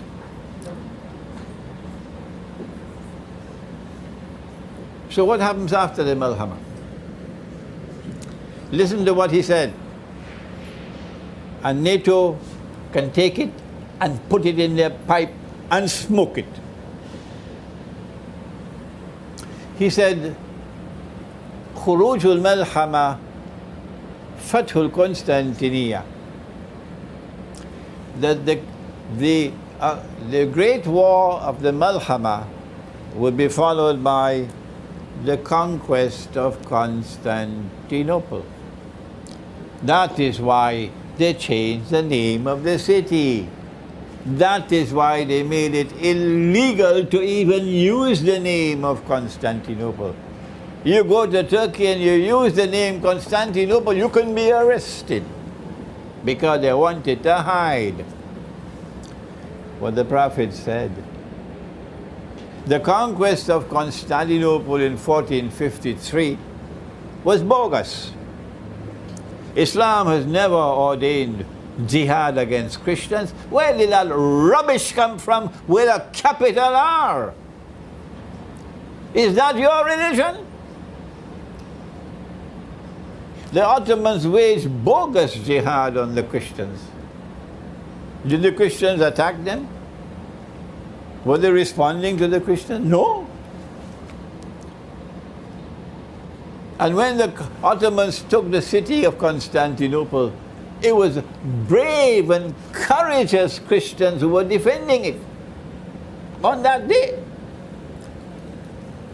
And they were defending themselves against an aggressor. And so I have said it, and I don't care who differs with me and who is annoyed and angry. The shuhada who fell on that day were the Orthodox Christians who died in defending Constantinople. They were the shuhada. And you tell me that is the conquest of Constantinople prophesied by Nabi Muhammad alayhi salatu wasalam. Please go and do your homework. Don't make a fool of yourself. I'm sorry if I call you a fool. I apologize. Please do your homework. I don't intend to insult anybody. No, it's not my way. Go and do your homework. The conquest of Constantinople in 1453 is not the conquest prophesied by Nabi Muhammad alayhi salatu wasalam. Not only because it was bogus, but also because the conquest of Constantinople comes after the Malhama, not before. The Malhama has not occurred as yet. It could occur before the US elections. Prepare yourself. A nuclear war. Most of us will die.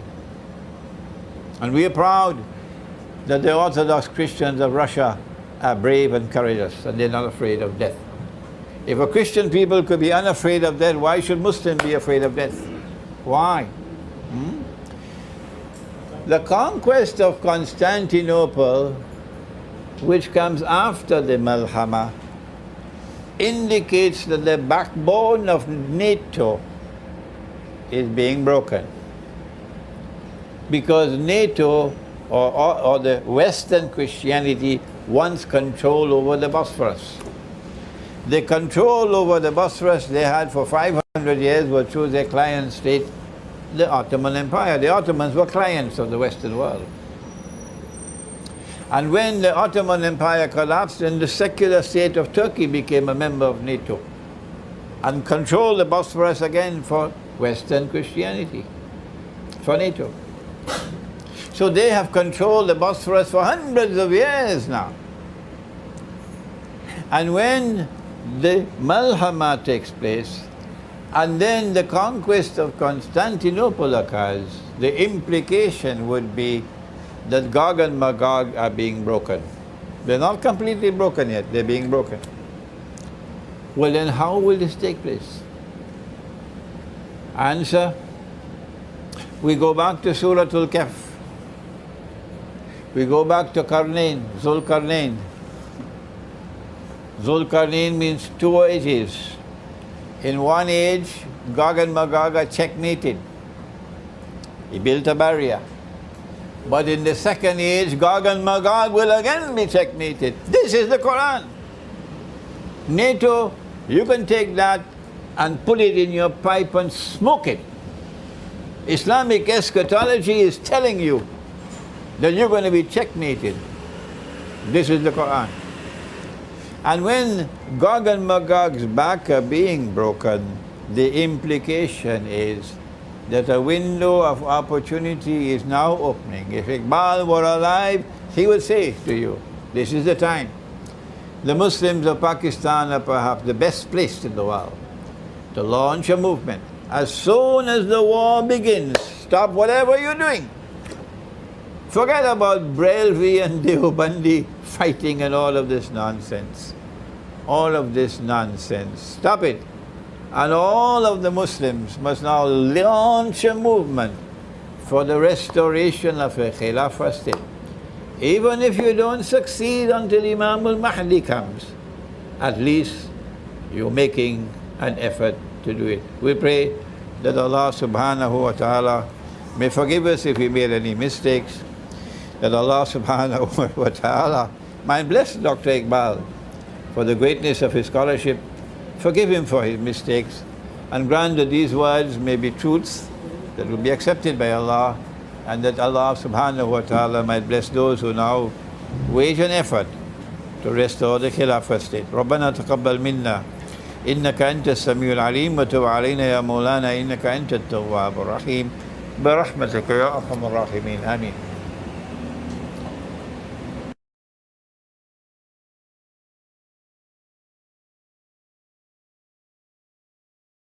A sea, to see that one time we used to have water in Yeah. what event is that?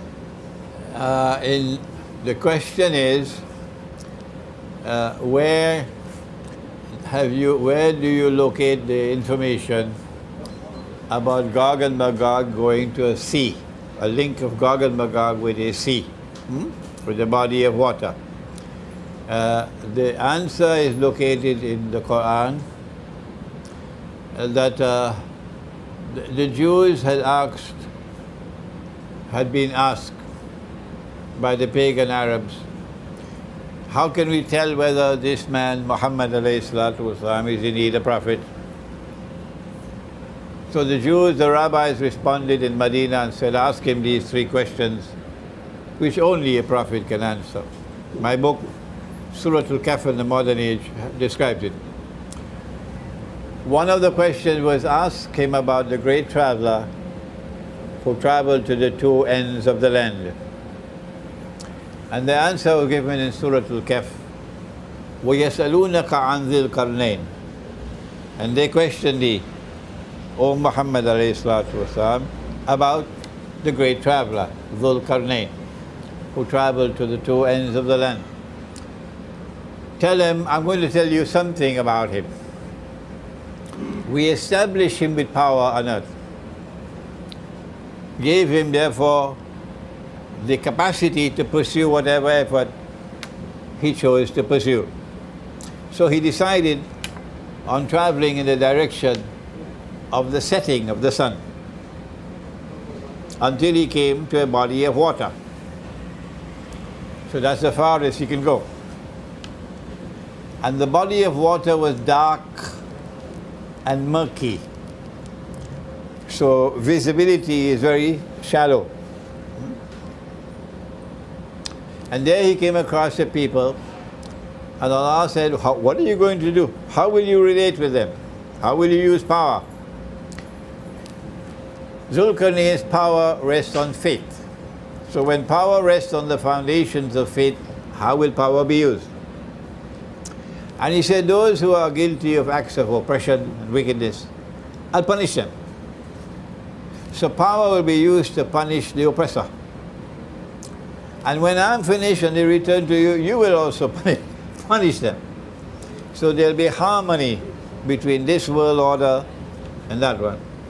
And those who have faith and are righteous in conduct, I'll treat them well and protect them and so on.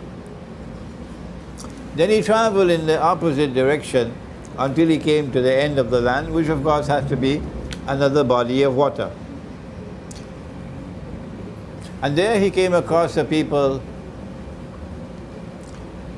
لم نجعل لهم من دونها سترا, for whom we had provided nothing else as a covering to protect them.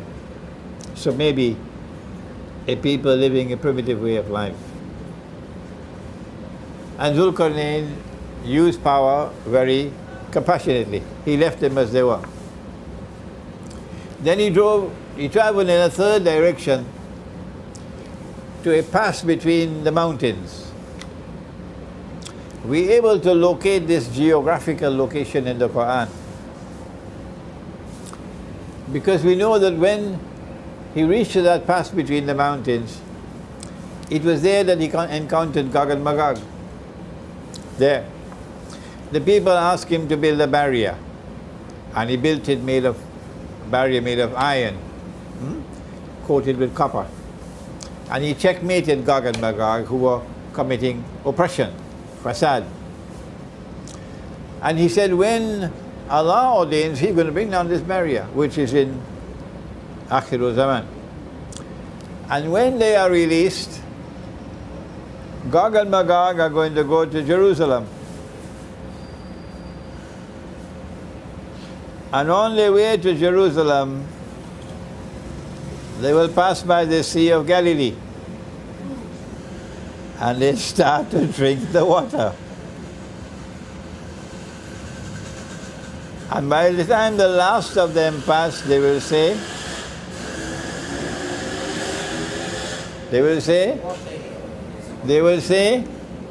why are you afraid to say it? They will say, there used to be water here in the Sea of Galilee.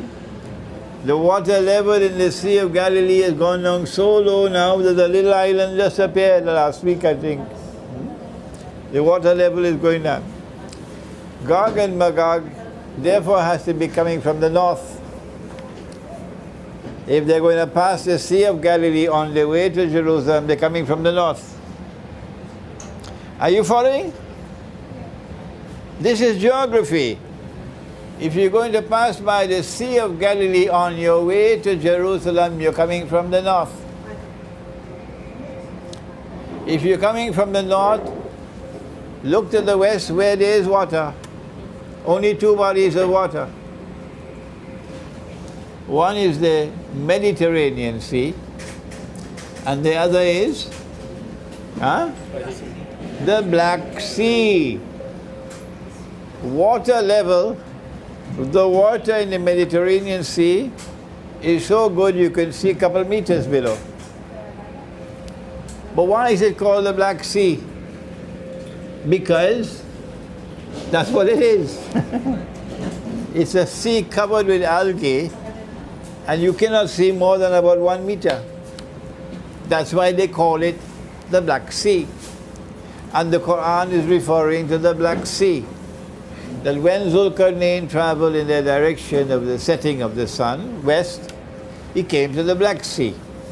And when he traveled in the direction of the rising of the sun, end of the land, he came to the Caspian Sea. And when he went on the third journey north, he came across the Caucasus Mountains. And in between the Caucasus Mountain, there was a pass called the Darial Gorge, and that is where he built the barrier made of steel, made of iron and coated with copper.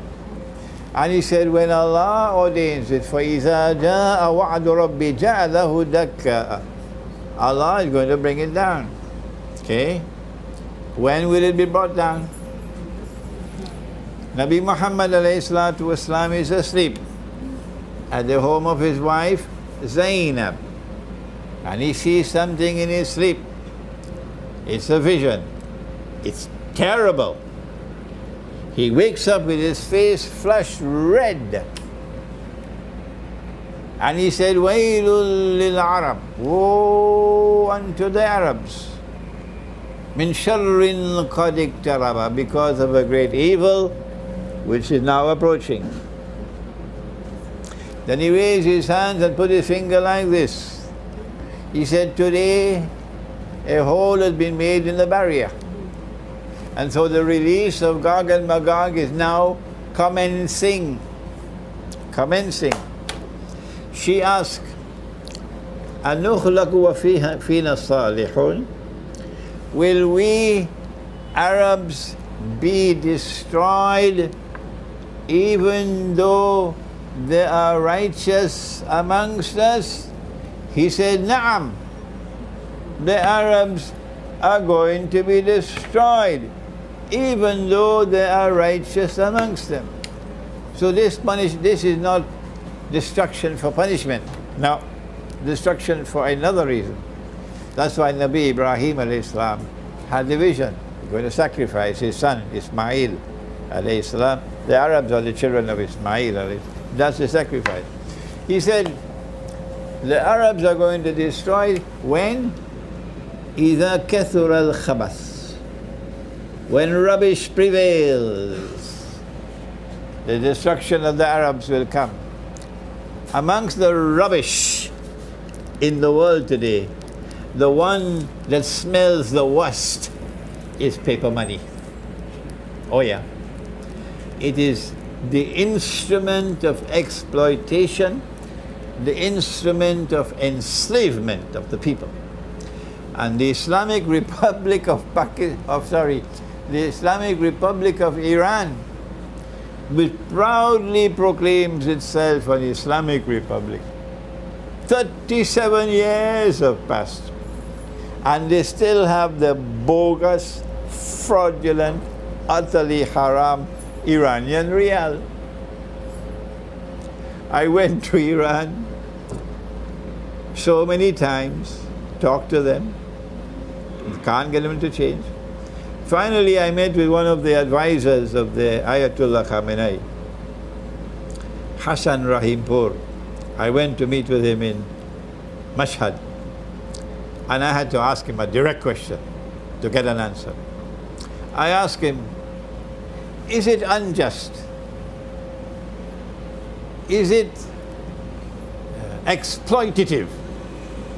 Is it oppressive, the monetary system? He said yes. I said, can I quote you? He said yes. For the first time, eh? Then I went to Shiraz. You know the famous poet Hafiz in Shiraz? And in Shiraz I met Ayatollah bin Azadi. And I asked Ayatollah, I said, Ayatollah, that's what Rahimpur said, that it is unjust, it is exploitative, it is oppressive. What do you say? He looked at me, he smiled. He said, this is the root of all evil in Iran. The monetary system. Huh? This rubbish, when it prevails, the Arabs are going to be destroyed. Gog and Magog will destroy them. That destruction of the Arabs is coming. And this is why I have said, if the Khilafah state is to be restored, the non-Arabs will have to do it.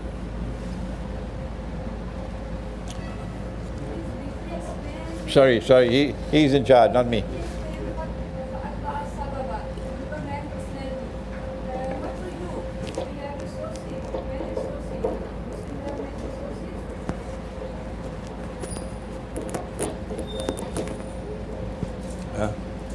Answer, huh? Yes. What's the question?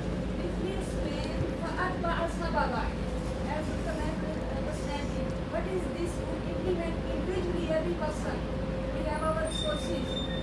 How use the sources for Akhirah and Dunya? I think I mentioned that the term Karnain,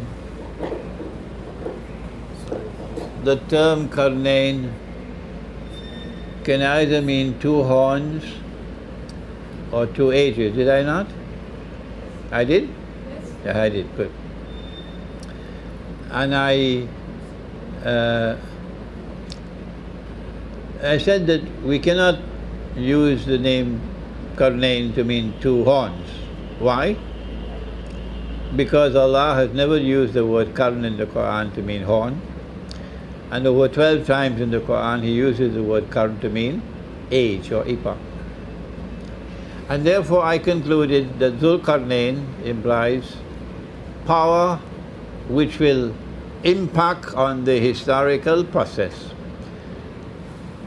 resting on the foundations of faith on two occasions. The first is the one which is described in Surah Al-Kahf, and the second is the one which is to come. If the first one came when Zulqarnain had to build a barrier in order to save the world from Gog and Magog, it follows that the second one will come when Zulqarnain will have to do the same thing, to checkmate Gog and Magog. I gave you my opinion, and I warned you not to accept my opinion unless you're convinced that I'm correct. But no one should be so arrogant as to say, I do not have the right to offer my opinion. And my opinion is that the second one of the two Qarnains is about to occur. And I have said it will occur in the same region. When Russia took control of Crimea 2 years ago, I said it's time for Imron to celebrate. It's time for Imron to celebrate when Russia took back Crimea, okay? Because I knew that what is in Surah Al-Kahf is about to take place, yeah. We have one more question there. We have another written one. You have two questions. I have two questions. I will ask one by one. One by one. The first one on the subject of flourishes of Jerusalem and dissolution of Medina. My question is, has the flourishes of Jerusalem has already happened or going to happen? I will ask the question. The question is, in connection with the hadith of the Sunan of Abi Dawood, in which Nabi Muhammad ﷺ prophesied events. One was the state of Jerusalem is flourishing, built up, and the second of Medina is kharab, and the third would be the Malhama, or the Great War. The answer is Jerusalem is already in a commanding position in the world today. Jerusalem controls the US Congress, and the United States is the ruling state in the world today. The Israeli Prime Minister stood up and said it publicly, we control the US Congress. So what more do you want? This means that Jerusalem is already in a commanding position in the world stage.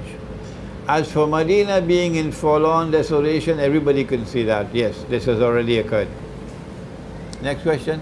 So, as you said, now the Malhama is around the corner. Does the World War II? The third event, in my opinion, is about to occur, and that is the Malhama, or the Great War.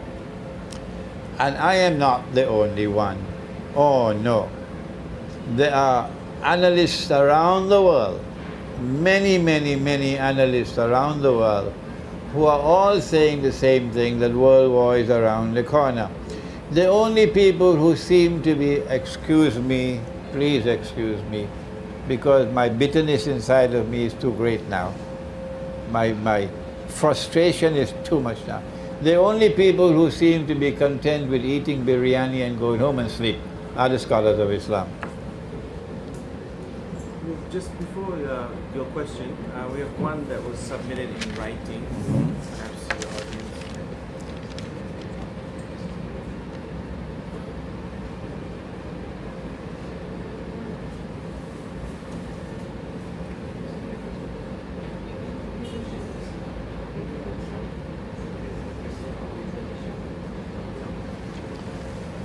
The question is that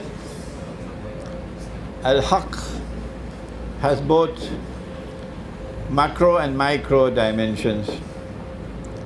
This has to be recognized. But the Zionists also know this.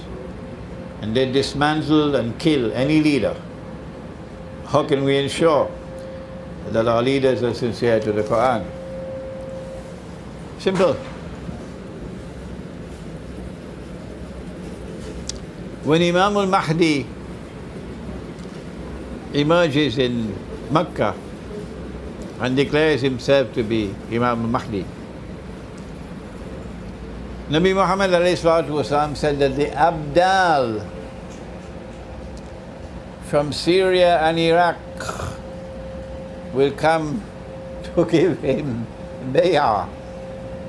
Who are the Abdal? The Sufis have hijacked the term. Too bad to say it. They have hijacked the word Abdal and given to it another meaning. The Abdal are people who wage the struggle on the battlefield. And as soon as one dies, another one takes his place. And this one dies, another one takes his place. And this one dies, another one takes his place. And there is an endless line of people waiting to come and take the place. These are the Abdal. Over there, they fight to get a US green card. And they don't want to die because then they lose their green card. The US Armed Forces have to go fishing for people to buy them, to put them to fight. And on our side, when one falls, another one takes his place. These are the Abdal. And when you have a leader in Akhir Zaman who stands up to proclaim the truth,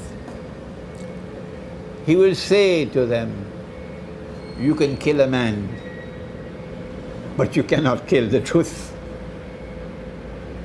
And when you speak like that, and you inspire the people, then every time they kill one, 1,000 will come to take his place. Thank you. We have one more question, and then perhaps we have the last one over here. What's next, Syekh? Assalamu alaikum. This face is familiar. Yes. Yes, yes, yes. We met at Alamin. That's right. Maybe 3 weeks ago. Okay. So, what is next prior the advent of Imam Mahdi? We know it's godless, Yeah. and we also recognize the powers that is with us in Malaysia and many parts of the world are all towards Washington and the United Nations. So, in between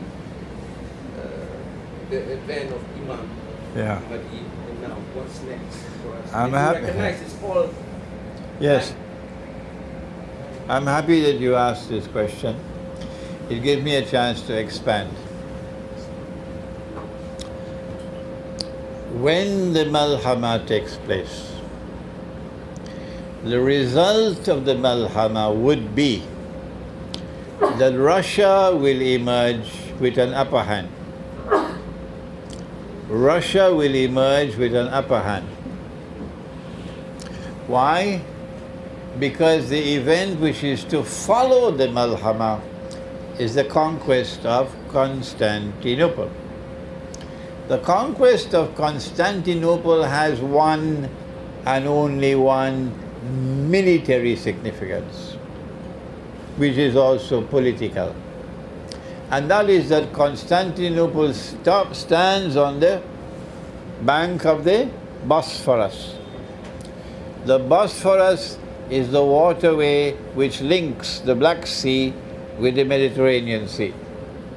And in the Black Sea there is only one power, only one, which can use the Bosphorus to project power, and that's Russia. Only Russia. Nobody else but Russia.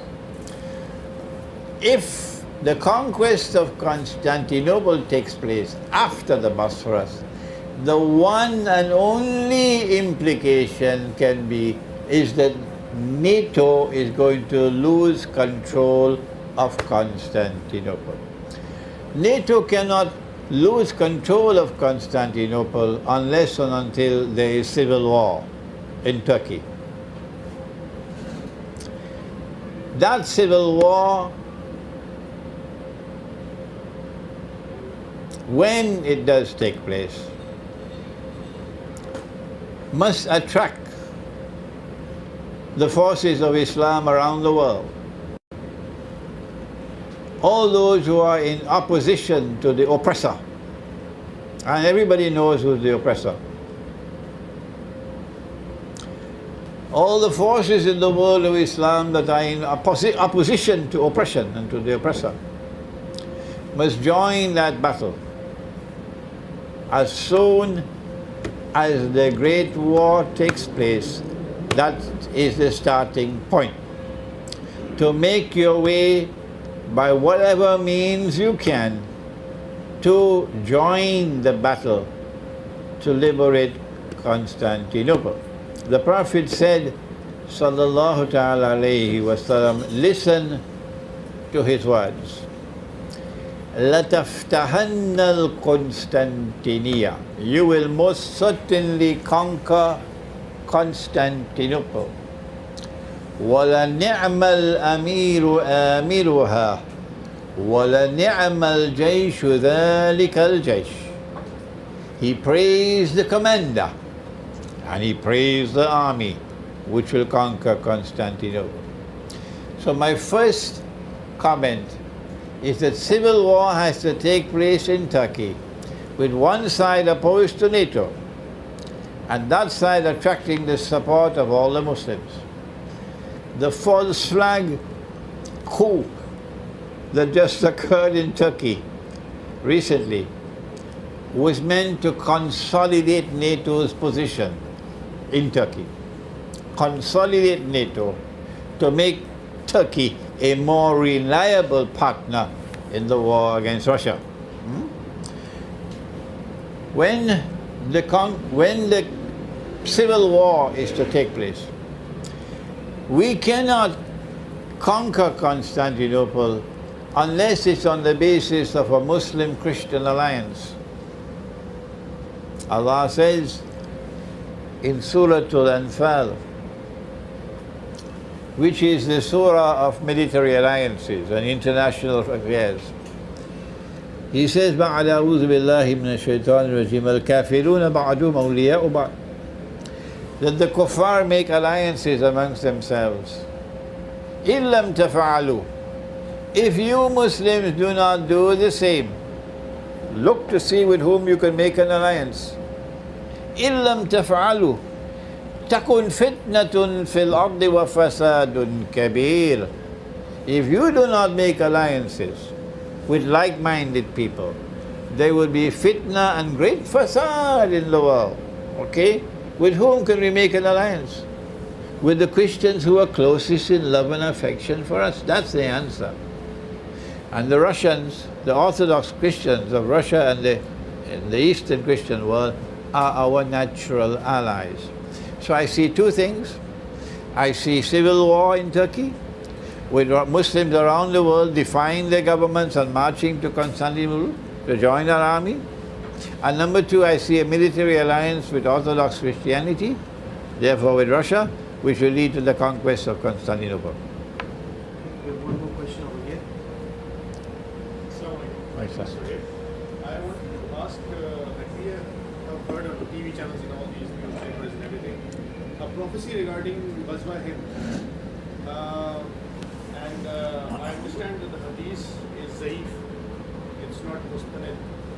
So is there something like this, that the war is to be fought between Pakistan and India, which is what everybody talking about right now? And what's the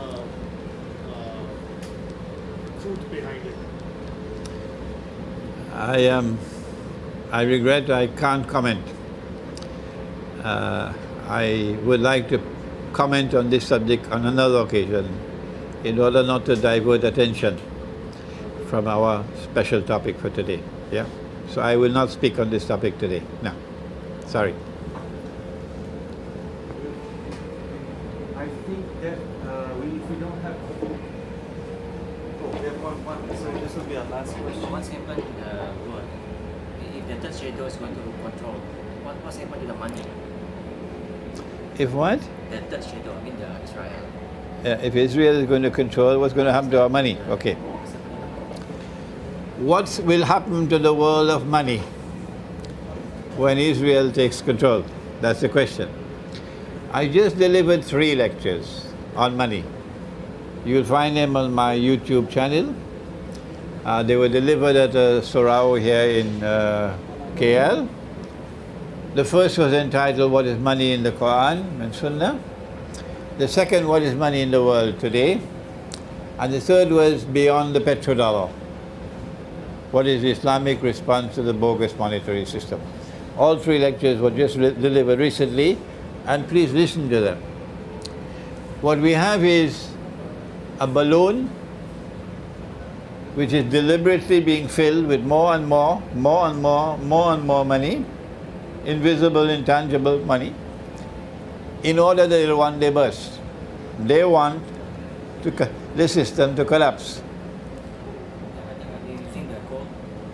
They want the system to collapse. They don't know when it will collapse, but the balloon will have to burst.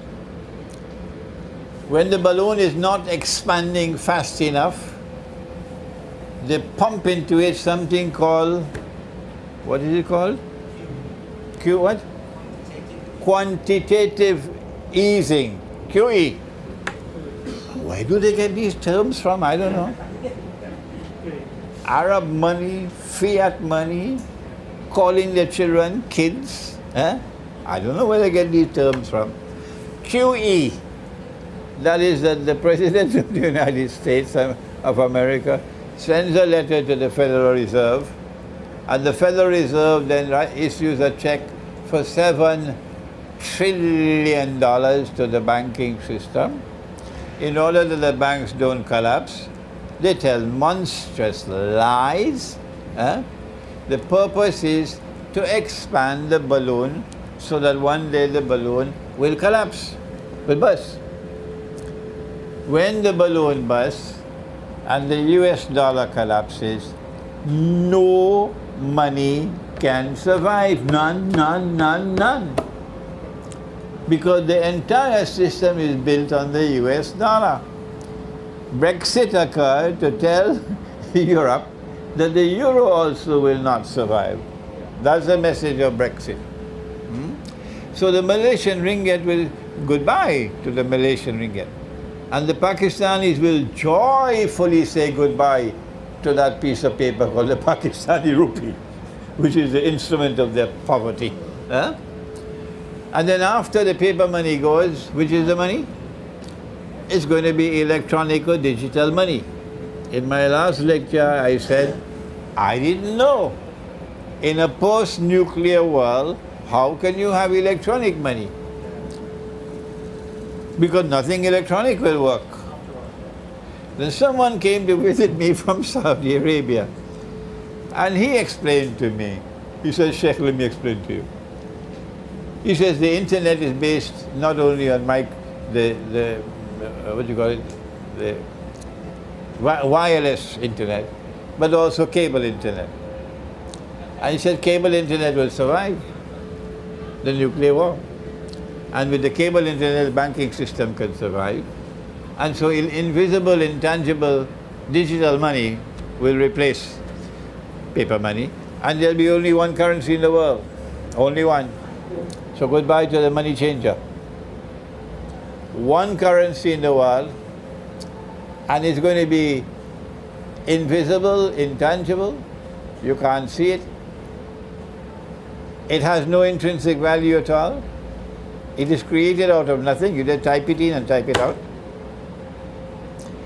I have to restrain my language because I'm burning inside with fire. Allah uses the term in the Quran, donkeys. He said they have the Torah and they don't live in accordance to the Torah. They're just like donkeys with a load of books in their backs. Another word for donkey is an ass. In the Caribbean, from where I come, we call it a jackass. Same word. So when this invisible, intangible, digital money comes for all of mankind, using one money, the jackasses in the world of Islam will give their fatwa that even this is halal. Tell me what else is there for us to do. ثُمَّ رَدَدْنَهُ أَسْفَلَ السَّافِلِينَ. When will you go and ask your scholars? Go and ask them. Pick up the phone and call them. Ask them, is this money that we are using today halal? We don't find it in the Quran, we don't find it in the Sunnah. Where did it come from? If it's halal, tell us so. If it's haram, tell us so. And this is not a private conversation, we want to coach you. And tell us what's going to be our position when the invisible money comes, the digital money. One currency for all of mankind. But Israel cannot claim to be holy Israel. Khalifa state, Khilafah state, using bogus money. Nobody, no Jew will accept Dajjal as the Masih. And so Israel will have to return to dinar and dirham. Yes. And a dinar and dirham monetary system will have to come back to the world. And I pray that I'm not alive. I beg Allah to take me away, take me away, take me away. I don't want to live to see that day of shame and disgrace. That they bring back the dinar and dirham while we are content to eat biryani and go home and sleep.